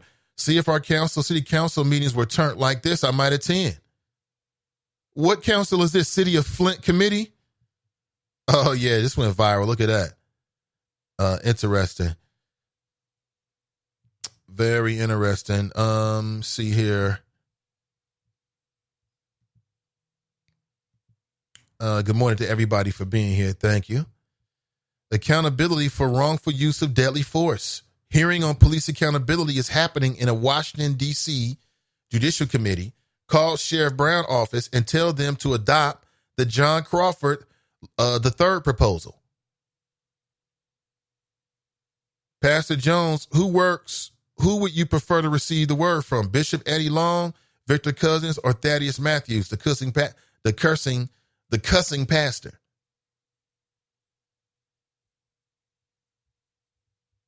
I read that backwards. And then she writes, accountability for wrongful use of deadly force.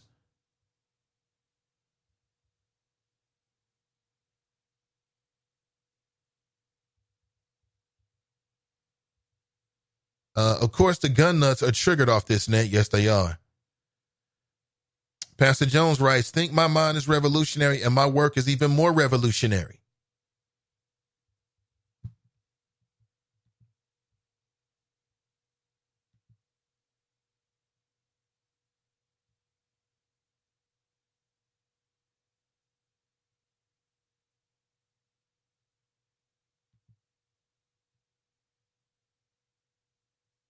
Okay, interesting. Very interesting. Cam writes, misrepresenting. Oh my God. What, Cam, why is you going so hard at Pastor Leslie Jones? Where is this coming from? Cincy Tigers writes, but what's making them young domestic terrorists? We need to take a look at the white family, right? We need to take a look at the white family. We do. Pastor Leslie Jones writes, the role of a council member to make legislation and oversee the business of the city of Cincinnati will not change. Just the perspectives, methods, and priorities. Hopefully, more meaningful and focused leadership will result in, I think I read that right, in a more equitable city. Yeah, I did read that. Why are you, what in the hell is going on with Cam? TNT just dropped a number to Senator Sherrod Brown's Washington office. She's urging you to contact your senator, if you live in the state of Ohio, and urge them to get behind the John Crawford III law. Pastor Leslie Jones just typed in where her church is and when you can hear the sermon. And she says, Thaddeus Matthews. Cam, what's going on, man? Look what Cam wrote a minute ago. Pastor Leslie Jones, go lick some more boots of the LBGTQ community who you really represent and stop representing my Father in heaven. Oh, damn, Cam. Damn, man. Really? That's what we're going to do right now? It's a damn shame. It's a damn shame. 513-873-7134. Good morning to you.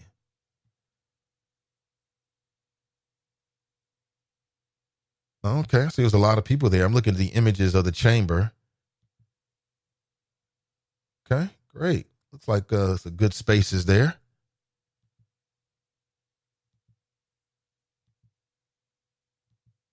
Okay, looks like a lot of beautiful black people I see there. That's beautiful. A lot of folks that care.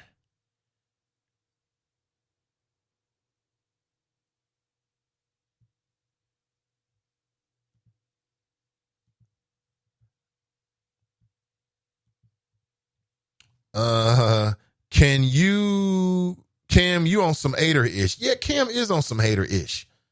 Come on, Cam. Can we keep the conversation to what the conversation about? It's about these districts, man. These personal attacks are ultimately useless. Ultimately. TNT writes, what the F? Yeah. Cam is out here, man. Oh, man. Fame writes, Cam is faking jacks. TNT writes, Pastor Leslie, keep up the good work, sis.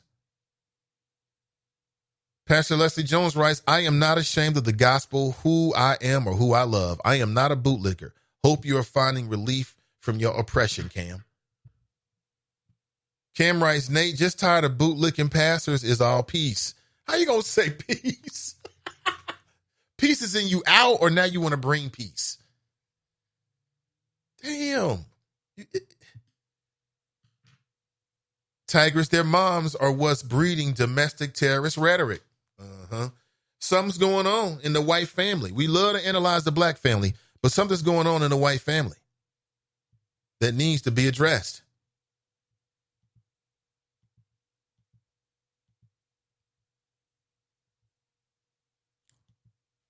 And good morning to you, 513-873-7134. What in the hell? I can't even read to you. I can't even read to you what was just supposed to hear. I can't even do it. What in the hell? Cincinnati Educational Justice Coalition. What is that? Cincinnati Educational Justice Coalition.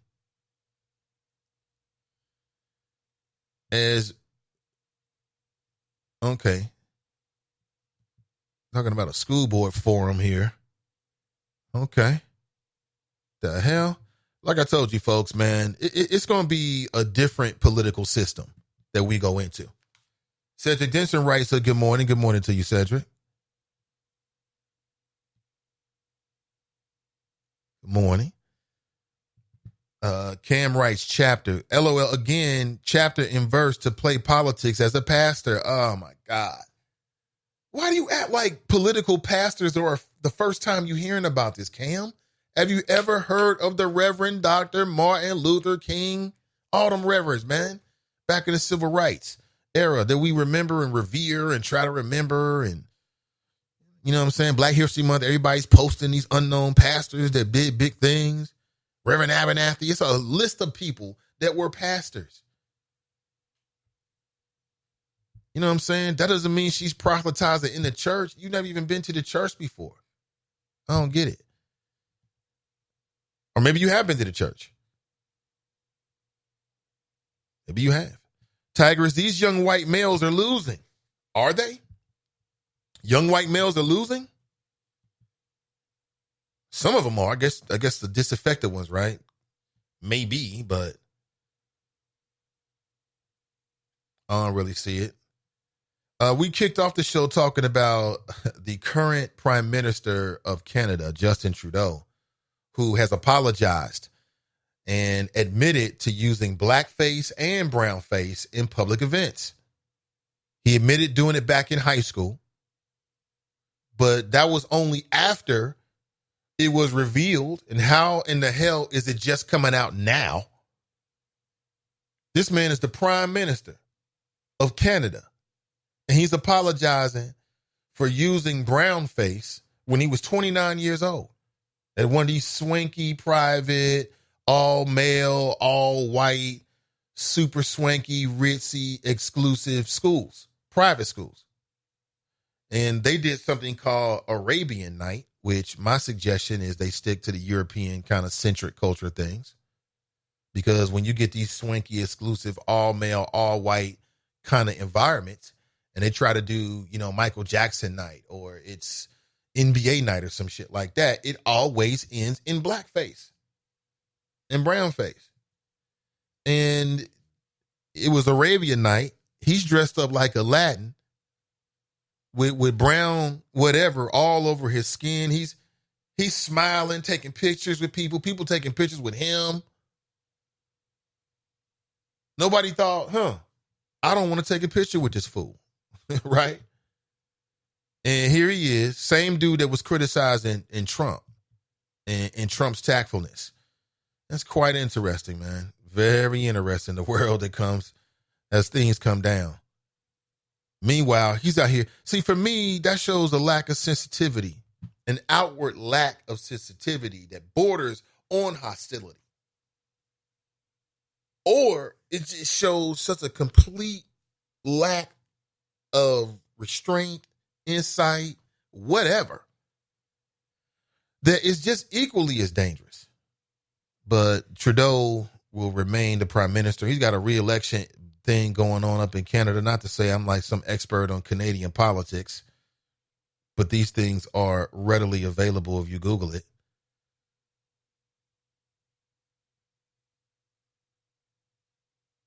Oh, great. I love it. Beautiful. Good morning to you. 513-873-7134. Thank you so much for being here this morning. And what's on your mind? What do you think? What's going on with the white family dynamic? The dad, the mom, and the kids. We need a study. Yeah, we do. Clue writes, Tigress, white kids curse their parents out at 6 years old. The parents have no control and give them their way. When they grow up and hear no, they snap and go shoot up the school or kill and bury the newborn behind their mama's house. Is that what they do? Is it automatic like that? I mean, that's what it appears. That's what it appears. Exactly, she writes. That's what it appears. Good morning to you. Good morning. Welcome to the show. Hi, Nathan. How are you? I'm doing great. What's going on, Fame?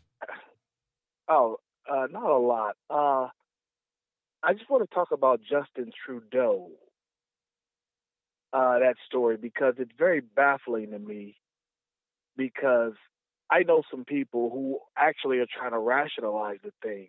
Well, that ain't that bad. It was an Arabic party, or whatever it's supposed to be, and a Latin thing.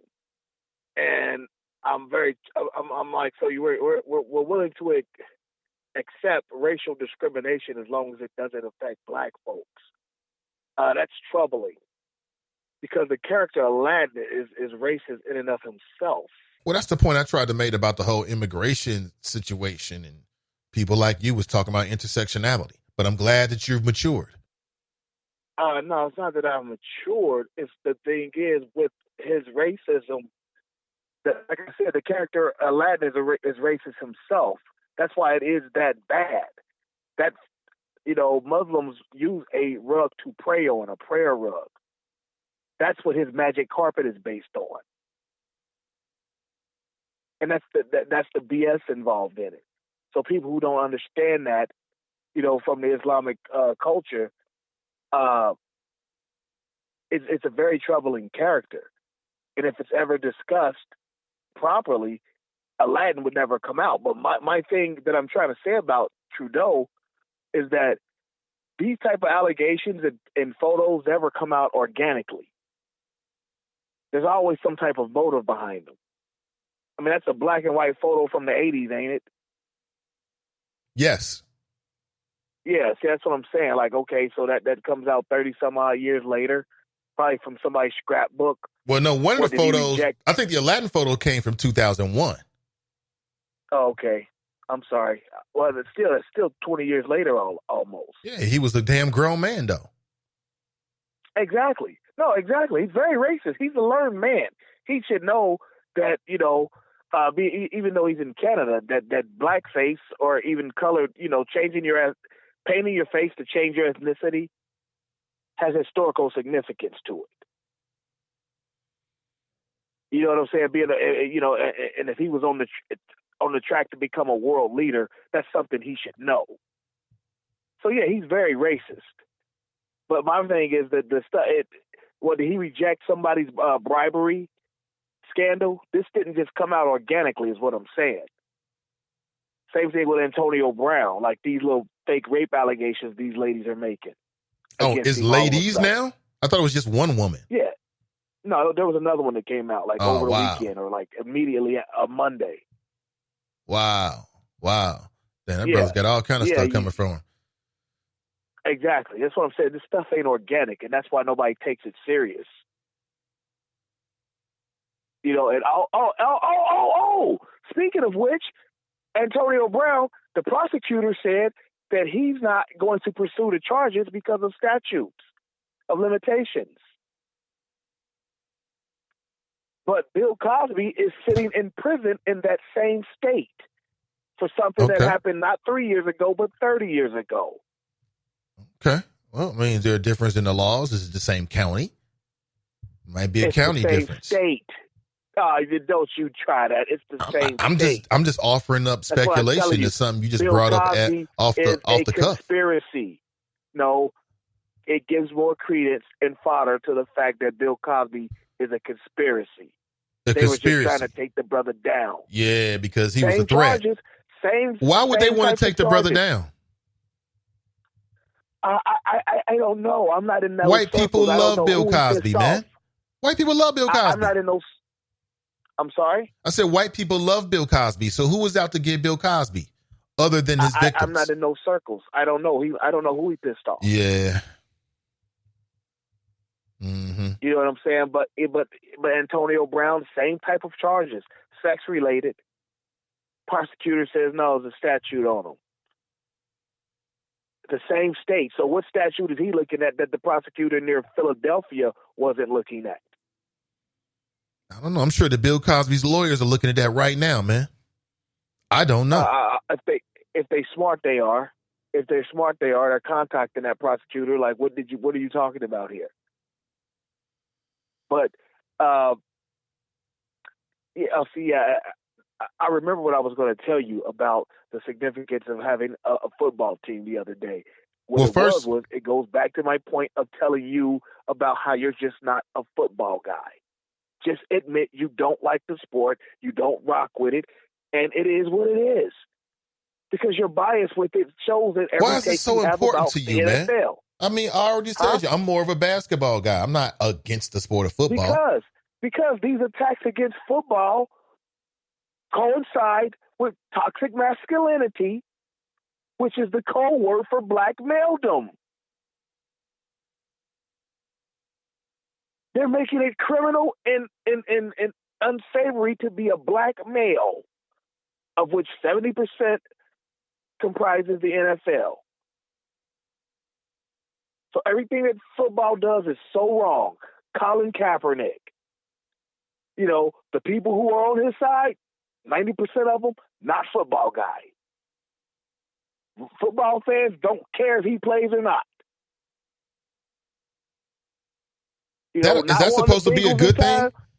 That's not necessarily a good thing. I mean, you said football fans don't care if he plays or not. Is that a good thing? Probably not. It's a good thing because it means that these people are. Football guy understands that he gave up 3-4 opportunities. It means that they're television football zombies. No. It means you're a television football zombie. You care more about this televised football than you do about any conscious endeavor. That's what it means, Fame.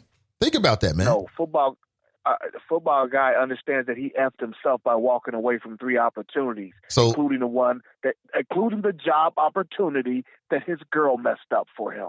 So the football guys basically are telling themselves whatever they need to get back to that game so they can watch it like a zombie and root for their favorite team. Okay. Yeah, and basketball guy never says anything about NBA going through the same thing. Yeah, but we're not talking about the NBA right now. Basketball guy didn't care about Craig Hodges. Basketball guy didn't care about Chris Jackson. Why are you bringing up old stuff? Oh, exactly. Stop bringing Thank up you. old stuff, man. Thank you. Don't you hate it when people do it's that? old now. When you in a conversation, It's don't bring old up now. old stuff. Oh, it's old now. That stuff is two It's old decades now. old. It's 2 decades old. You bring up Yeah. you got any modern, examples? That's permissible. There's a statute of limitations on this. Just like with AB. Do I have any what? Modern examples Yeah. of basketball being fake woke? I don't know why we even having this conversation, B. I really don't. Because it's where you spun it to. It's what I was trying to tell you about you non-football guys. Just admit it. Football guy has never met a football player with slurred speech. But we keep talking about concussions. We don't care about boxers, do we? You ever try to hear Sugar Shane Mosley do an interview? Kind of painful, Nathan. Yeah, Sugar Shane can get through. No, Sugar Shane can get through an interview. No. Sugar Shane can get through an interview. No. Sugar Ray, same way. There's something missing there when these people talk. Yeah. Floyd, same thing. That's what I'm saying. You don't, and as a sports bettor, you don't care about none of that. You're gonna try to make money off of all that pain and misery. Whoa! Yeah, I went there. No, I'm not a bettor, guy. I'm not a bettor. I'm an investor. A sports investor. Same thing. Yeah, no, it's not. So you really don't got no morality. You don't care about the concussions. You don't care about that. You care about making that green. You realize that's one of the job hazards, and you realize that you're going to be paid handsomely, much like police.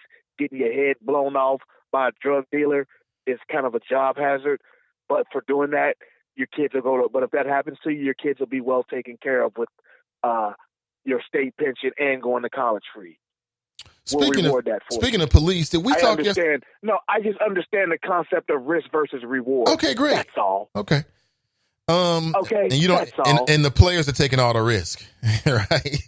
You ain't taking and they're being rewarded for it. Yes, they are. Yes, they are. Until the health insurance and the contract runs out, and they're left with ALS to die in front of their kids. You could have became a teacher for $35,000 a year, but you wanted to chase big dollars. That's right. With risk comes reward. You'll get rewarded for your risk. Okay, then. It is what it is. Okay, then. It is what it is. Okay, sports guy. You're a Democrat. You're a liberal. You always got to find a victim in everything. What? Every situation with you, there has to be a victim and an oppressor. Well, isn't there typically a victor and an oppressor? Isn't there typically a victim? Victim, not victor. There's a difference. I know, but there's typically a victim. Like when we're talking about things, typically we're talking about somebody that came out on the bottom or something that happened and came out on top. If I make an average of $3 million a year for 10 years, doing something that I've been doing since I was 6 years old, I don't think I'm a victim. Keep telling yourself that. I got a headache. I got a little headache when I'm done. I don't think I'm a victim. So you don't think my family's living good? So you don't think that these brothers and these ball players in the NFL, who basically their own enthusiasm was used against them because the NFL suppressed the data about how, all those concussions and successive hits to your head can lead to degenerative brain disease. This information was suppressed to the players. You don't think there's an element of victimization in that? No. Because even back then in football, they knew, let's go out here and knock somebody loopy. Okay. Deacon Jones, that was his pass rush move. To slap the shit out of you. Okay. So what about the cigarette? I want to make sure I understand where you're coming from. So what about the cigarette manufacturers that lied to people about the overall negative health effects? Do you think that there was an element of victimization in that? No, I think a little bit of common sense would tell you that the first time you inhale something and it makes you cough, it's probably not good for you. Okay. And what about the black people that was given syphilis? And instead of giving it the antidote, was given placebos while the doctor stood around and watched the degenerative effects on them. Different. Was that a victimization? That's different. How's that different? Of course, that's a victimization. How's that a victimization? To be given syphilis. I just want to check. Wasn't chosen that. Okay, I want to check your morality. I want to check your morality. Okay, you passed. Good answer. What the hell, man? I threw it in it. I mean, come on, man. Don't act like it was unfair for me to throw that in there just to check you, man. Because you be so out there. You're right. That's right up in your character. Yeah, I threw it out there to check you. For 16 years, obfuscating. You're hiding black people from the truth. We ain't victims. Oh, guess who else says they don't feel like a victim? The black fella in the affluent suburb. Whoever said that I said that black people were victims? I never said that. Where'd you get that from? It's implicitly implied. No, it's not implicitly implied in anything. Hey, you're just making that up. But guess what? I gotta go. I will holler at you at the next moment. Thank you. Oh! Appreciate the call, man. We'll go ahead and rack them.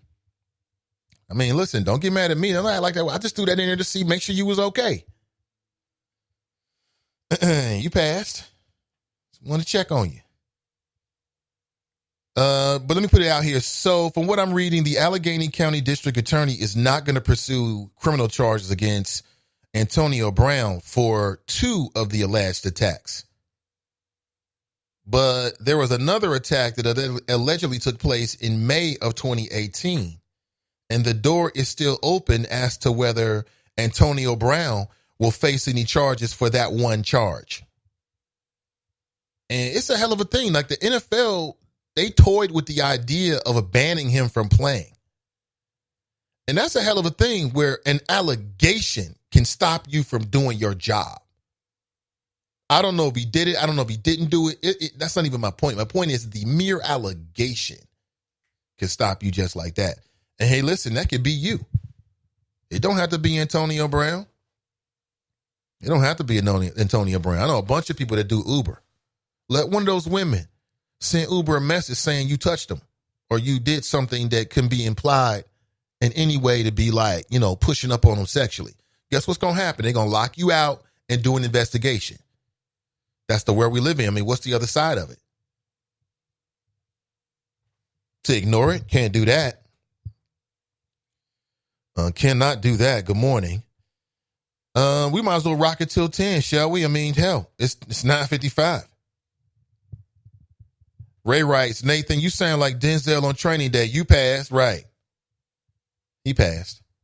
I threw that out there just to see, threw a little curveball to see where his head was. It was in the right place.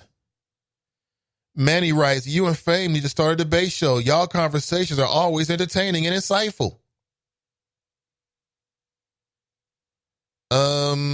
Thank you. Appreciate it. Speaking of insightful conversations, man, I've decided that I'm thinking about doing a Jamal and Ivy reboot show. Now, many of you might remember many years ago when I first started in public radio, I wasn't doing a microphone by myself. I wasn't behind the MIC on a solo deal. I was actually working in sort of like an ensemble. It was my homie Mason Jamal, my home girl Myra, a.k.a. Blackbird, and myself. And I've been catching up with the crew to see if they might want to dig back in and do somewhat of a reboot. How many people can remember that show? Maybe 1 or 2 I can think of. It was a long time ago. Not to say those folks that listen to that show are still around, but just to add to the overall digital landscape of black voices and just voices in general that you can potentially hear. And this will be like a Cincinnati-based kind of endeavor, but the conversations will cross all borders. And I think we're going to green light this and go ahead. I think it's going to be a lot of fun. Mason Jamal, Nathan Dion, and Myra. I remember. That's right. That's interesting. He writes, yeah, bring Jamal back. Okay. Cool. I will relay the message. That's some fun. Why not? White people do not love Bill Cosby. That is a misconception. White people love Bill Cosby. What I'm saying, they love Bill Cosby prior to this. These ideas that somebody had to bring down Bill Cosby, I don't believe it. Other than like the prosecutor, like I can see that being a big shiny thing on a prosecutor's resume, right? I brought down Bill Cosby. So I could definitely see that. We know that these prosecutors, man, try to make a name off her brother. Look at the woman that finally, found O.J. Simpson guilty of those charges when he was trying to, strong arm or intimidate some people. Some people stole some memorabilia from him, like some footballs, some actual games and awards and plaques. They stole it from him. OJ gets with a couple of his buddies. One of them had the strap, and they go into this hotel room and was like, nobody move. Now, right there, you're talking about kidnapping charges. So just get ready for it, and that's what happened to him. And the woman, the judge that sentenced OJ, what did she get? She got a contract to do daytime, like court TV television. Yeah. And in the intro of the show, you'd hear this voice as he was doing the introduction, and he would actually say, the woman that convicted O.J. Simpson, judge, whatever her name was, right? And then she come walking in, they do like a traditional judge show. So like literally, this prosecutor got bank off of putting O.J. behind bars. And we all know that those charges was BS, man. How you gonna go to jail for taking back your own stuff? Really? And you don't even got the strap. He got it. Come on, man. They white people wanted to get OJ across the nation. Law enforcement across the nation put OJ's name right up there with whoever the fuck's name's up there. Assata Shakur's probably there or whatever as the most dangerous people in America. And when they got a chance to get him, no matter what state it was, because that was Nevada, I believe, they got him. They got him. So is there a motivation out there to make a name for yourself by putting a Bill Cosby behind jail? I mean, of course there is, because he's a big name. So it's just, this is why you don't drug women. See, here's one thing about Bill Cosby. If you don't give women drugs and have sex with them, that will greatly reduce the possibility that you might get caught up in some BS allegations. Okay, we'll just start right there. You don't have to give a woman a drug. I mean, what the hell? He must have the smallest penis in the universe or some stuff. You trying to, who knows what Bill Cosby was doing to these women when they was out. So when you start a practice like that and then you admit to it on the witness stand, I mean, it's going to be bad for you. It's going to be bad, Riff. Bad for you. Hell yeah, I remember that. I lived down the street on Park Ave. My signal was strong. Okay. Oh, man. Agreed. He wasn't hated like OJ. Sister V writes, waif. Yeah, waif. It's great. Majestic writes, for all those that don't understand the CTE, watch that Will Smith's film, Concussion. TNT writes, Janice Dickinson's fake ass tried to get Bill Cosby. TNT, you're so right about that. You are so right about that. You right. They certainly did. She certainly did. She lied on Bill Cosby, but we all knew. I never believed the word she said from day one. But her just saying it made the more credible stories even more credible, right? Janice Dickinson should go to jail for that ish, man. I mean, listen, why don't we take bearing false witness against individuals more seriously? Why don't we take that more seriously? I don't get it. Majestic writes, only thing I've learned from Aladdin is prissy trust fund chicks love them a burn. What? Ray writes, no study, generations of inferiority as we know, we are the chosen ones. Must be tough to try to maintain that facade. Why do white people think our skin is a costume? Have you ever seen a little black girl who wanted to be Cinderella dressed in whiteface? It's so unnecessary. Rack her. Excellent point. Yeah, it's so, because it's meant to demean. And the reason why is because when these white dudes be dressed in blackface, they're not just walking around acting like they normally do. They're putting on a literal minstrel show for their friends. So as bad as those images of Justin Trudeau is, can you imagine what the actual act was like? Could you imagine that? Could you imagine what he was actually saying and doing? Could you imagine how he was prancing around acting like Aladdin? You know what I'm saying? I can't remember ever being in a situation with no blackface-ish. I can't never remember being around a party or anything like that. Not to say it hasn't, but I mean, I can't remember if it's really happened or not. What I can say is that just knowing human interaction, when you put the blackface on, the reason why is because now they become a black person. And they'll start doing a minstrel show for their friends, complete with what they think is probably Ebonics or whatever, dancing around like a black dude, and all their friends is laughing. And all this is building a hostile nature, a hostile culture, an atmosphere against non-white people. That's all it's going to do. Because invariably, it's one black dude that's there. It's always one black dude or one POC, person of color everywhere. And 9 times out of 10, that person either left or they punked out in the moment and didn't say nothing. Because if not, you would see an image of a black person or a POC person with their foot or their face in Justin's jaw. You don't see that, do you? Justin's just smiling and cheesing. Hey, come over here, Justin. What the hell? And now you're the prime minister. What are his secret thoughts, man? Oh, boy, the world we live in. The world we live in. That's a great point. You see little black girls that'll dress up like white characters, and they never think to put on white face because it's unnecessary. It's dehumanizing. It makes no sense. You know what I'm saying? It makes no sense whatsoever. Bill Cosby was the first entertainer who supported our boycott in 2001. He was scheduled to do a show at the Aronoff. The act alone set it off. Then Whoopi Goldberg, the rest is history. TNT writes, did you hear about the Democratic donor who was busted driving and raping homeless and drug-addicted black man? What? No. Can you post a link? No, I ain't heard nothing about that.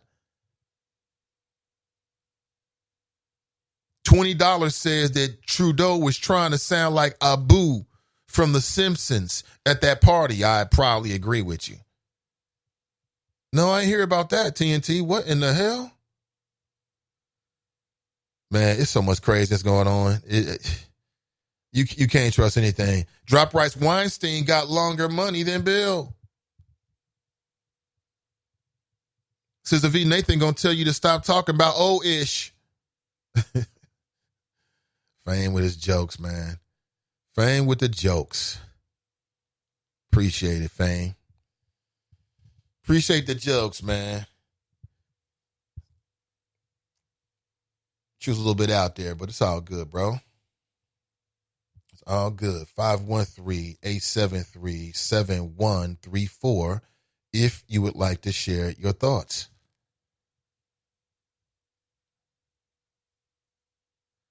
Manny writes, they loved him until he tried to buy NBC. Oh, boy, here we go with that again.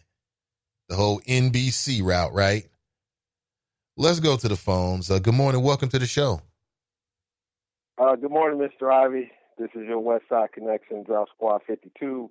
Just want to piggyback on what TNT was talking about, this story about the Democratic big money donor named Ed Buck, who is out here in California.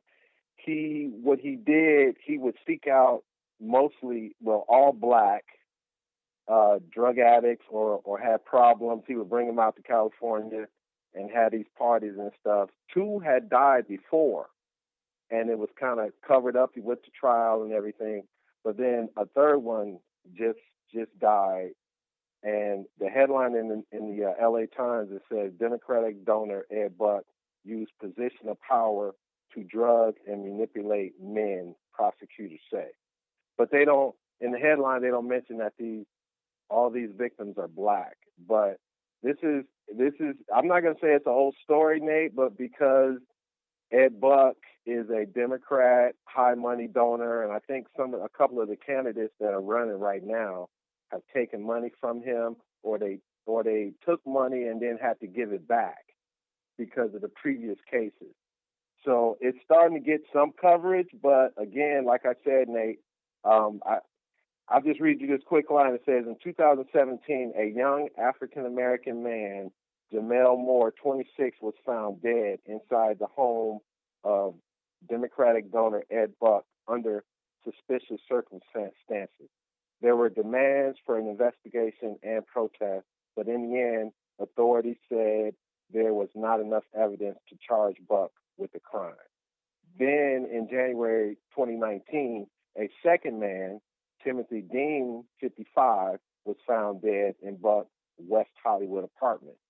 There were more protests and demands for action, but Buck remained free and denied any wrongdoing in any case through his attorney. So TNT is correct.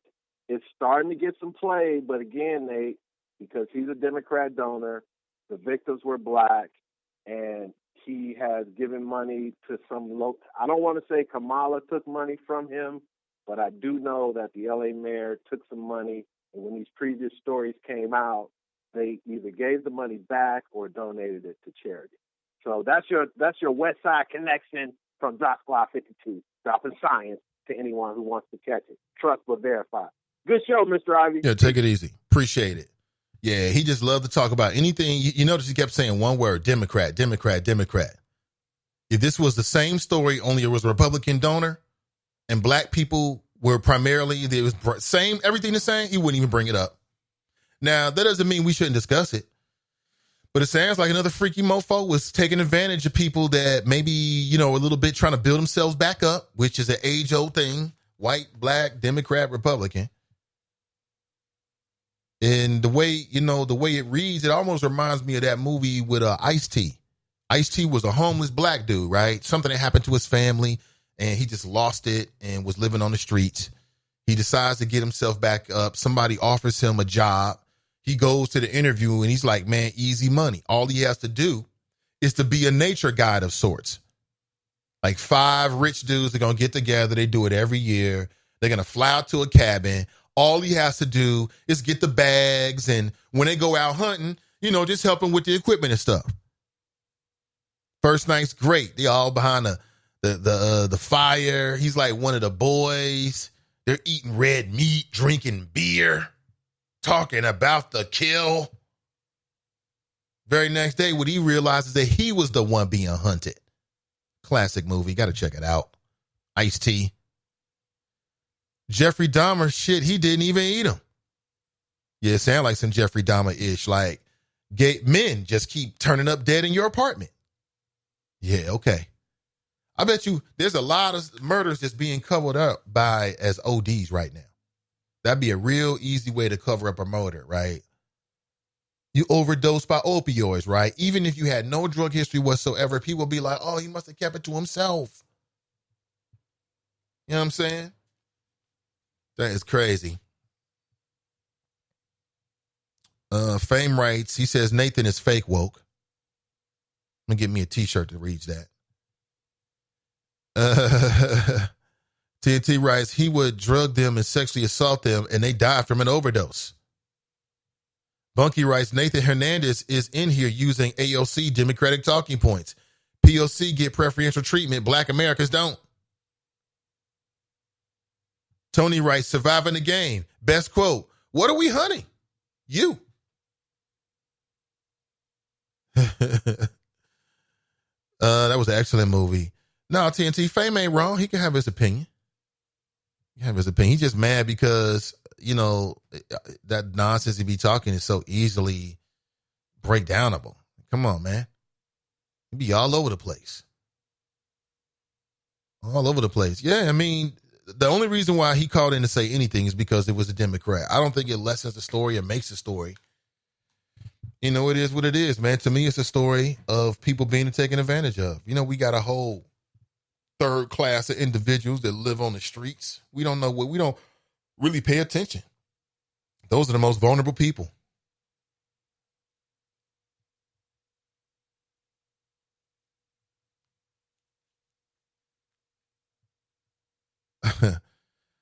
Oh, man. Within the last 24 hours, this is completely off the beaten path, but within the last 24, well, actually, let's do this first, actually. Because we've talked so much about it this morning. I think it just probably makes sense that, oh, shit, it's not even over there. That I played this for you. Because we did talk about the Prime Minister, Justin Trudeau, apologizing for his brown face and blackface controversy. Mr. Justin This Trudeau is a clip from apologizing CBS. after a photo Check this surfaced of out. him wearing brown face. This picture, first reported by Time, was taken in 2001. It was at an Arabian Nights-themed gala. The image was found in a yearbook for an academy where Trudeau was a teacher. Canada's Liberal Party, which Trudeau leads, says he was dressed as a character from Aladdin. Trudeau spoke to reporters late Wednesday. He called the photo racist and said he was sorry, adding that he did not consider it racist at the time. I'm going to be thinking about how much harder I'm going to have to continue to work to demonstrate to Canadians that I am focused on building a better world with less discrimination, less intolerance, and less racism.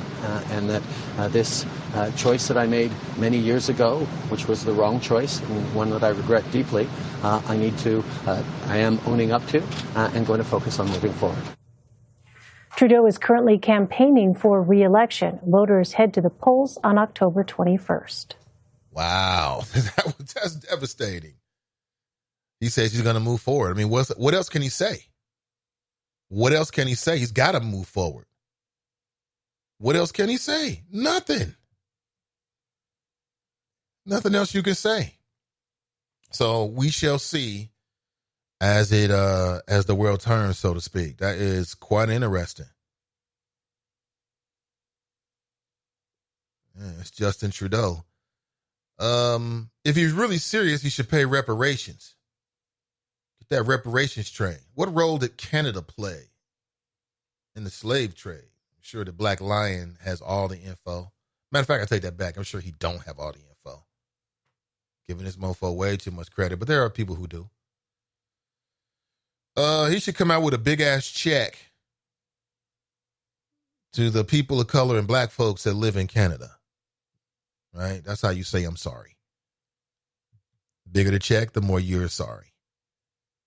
Isn't Trudeau Obama's bestie? They did seem to be pretty chummy when Obama was in office. TNT writes, speaking of homeless, thanks to Joe Dieters, the homeless here has retreated to the Allies and underpasses, allowing all visitors to our city to see how we treat the homeless. Fame writes, the talk show host has led black folks astray for 15 years. The alt middle is here to stop the bleeding. Uh-oh. Uh-oh. You here to stop the bleeding?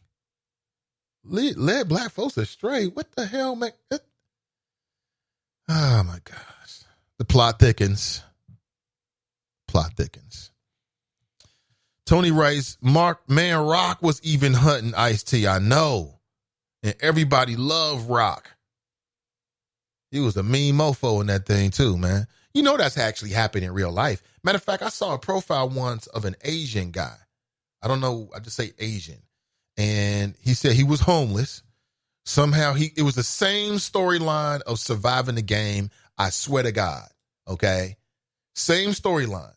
He said some guys contracted him to be their aide/guide and go out into the woods. Asian dude says they get out there and they have a moment where they turn on him. And through some luck or whatever, he ends up killing like 3, 4, 5 men. And the authorities found him and he's currently incarcerated. Like, you know, he claims that it was self-defense. They was trying to do some surviving the game type stuff and he just got the move on him. But because he was an Asian dude and you talking about 3 to 5 white dudes, you know, the evidence didn't stack in his favor, I guess, or whatever. That's real life. So I think it's probably happened, man. That's sick enough to believe that that's probably happened before. I could see that. You got a lot of sick mofos out here. You really do. Let's see. What if here? I'm trying to get everything else in. Anything else you want to say, Fame, before we roll out of here, man? Crazy. I mean, just see how black people do each other.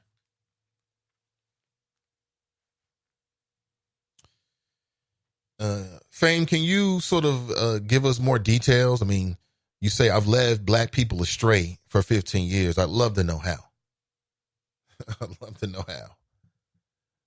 Oh, man, that guy is quite interesting. Kinda. Like a crazy kind of way. But listen, thank you so much for being here. It's 18 after 10. I'm going to make a move. I'll be back with you bright and early tomorrow morning. Of course, at 7 a.m. We'll chop it up. All right. Have an excellent day. And I mean, just take the things that came up on the show today as they are. I mean, if you live in the city of Cincinnati, I think, and you plan on voting, I think that you should have a conversation about if this is something that's important or not. Okay, I think that we should have a conversation about that. And how is this going to impact your community? You know, how does this impact the people that you care about? And would this be a better system than what we have in place already? Okay, what would be, or would this be the next conversation that opens the door for us to make the system that we think would be the best? You might say, listen, I think we should go all districts. All districts. What's the advantage? What's the impact? So I welcome the conversation at the very least. You know what I'm saying? It's just a conversation. So faircincy.org. Check them out. Ray, Tiffany, Living While Black, Pat, Brenda, CJ. Thank you all for checking out the show this morning and being in here. Really appreciate it. And as I said, I'll be back with you tomorrow morning, bright and early. We'll chop it up. Fame writes, you've been fronting. What do you mean, Fame? The hell? Nathan Hernandez, I think I read that already. That's hilarious. Nathan Hernandez. Oh, man, you are nuts. TNT, this dim donor in California is not getting enough coverage. Where is the NAACP? Bunky writes, white culture is war and bearing false witness. Am I lying? Bunky writes, peace. Obama is a POC. He's not black. Tony writes, I believe that too. Surviving the game, hostile. I believe that issue is really happening. Got dudes in Cleveland imprisoning girls in their house for decades. Right. If you got broke dudes imprisoning girls in their basements, imagine what they call more eccentric, wealthy men who've got the resources to create the environment where they could go something like that could happen and nobody can know. You talk about Cleveland, but there was a dude in Avondale who was running young girls, using them as prostitutes out of a home. He had been doing it for some time before the neighbors was like, wait a minute, there's a strange flow of traffic. And then I think one of them escaped or something like that, and the police were called over. That stuff can happen right in plain sight, and you have no idea. You have no idea. Listen, thank you for being here. I'll be back with you bright and early tomorrow morning. Have an excellent morning, a powerful Thursday morning, and we'll talk real soon. Majestic Rice reminds me of the film Kiss the Girls. Right. What's the plot of that? I think it was some eccentric white dude that was, he had like a little dungeon or something like that, right? Because that's the Morgan Freeman movie. He had a dungeon, had different cells, and he had like 3 or 4 different women down there, right? These were his girlfriends, dressing them up. One of them got away. And then I think it was the movie with Morgan Freeman and the white female, Kentucky fan, Ashley something, Morgan something, I don't know. And they teamed up and were able to crack the case. That was an excellent movie if you like that kind of stuff.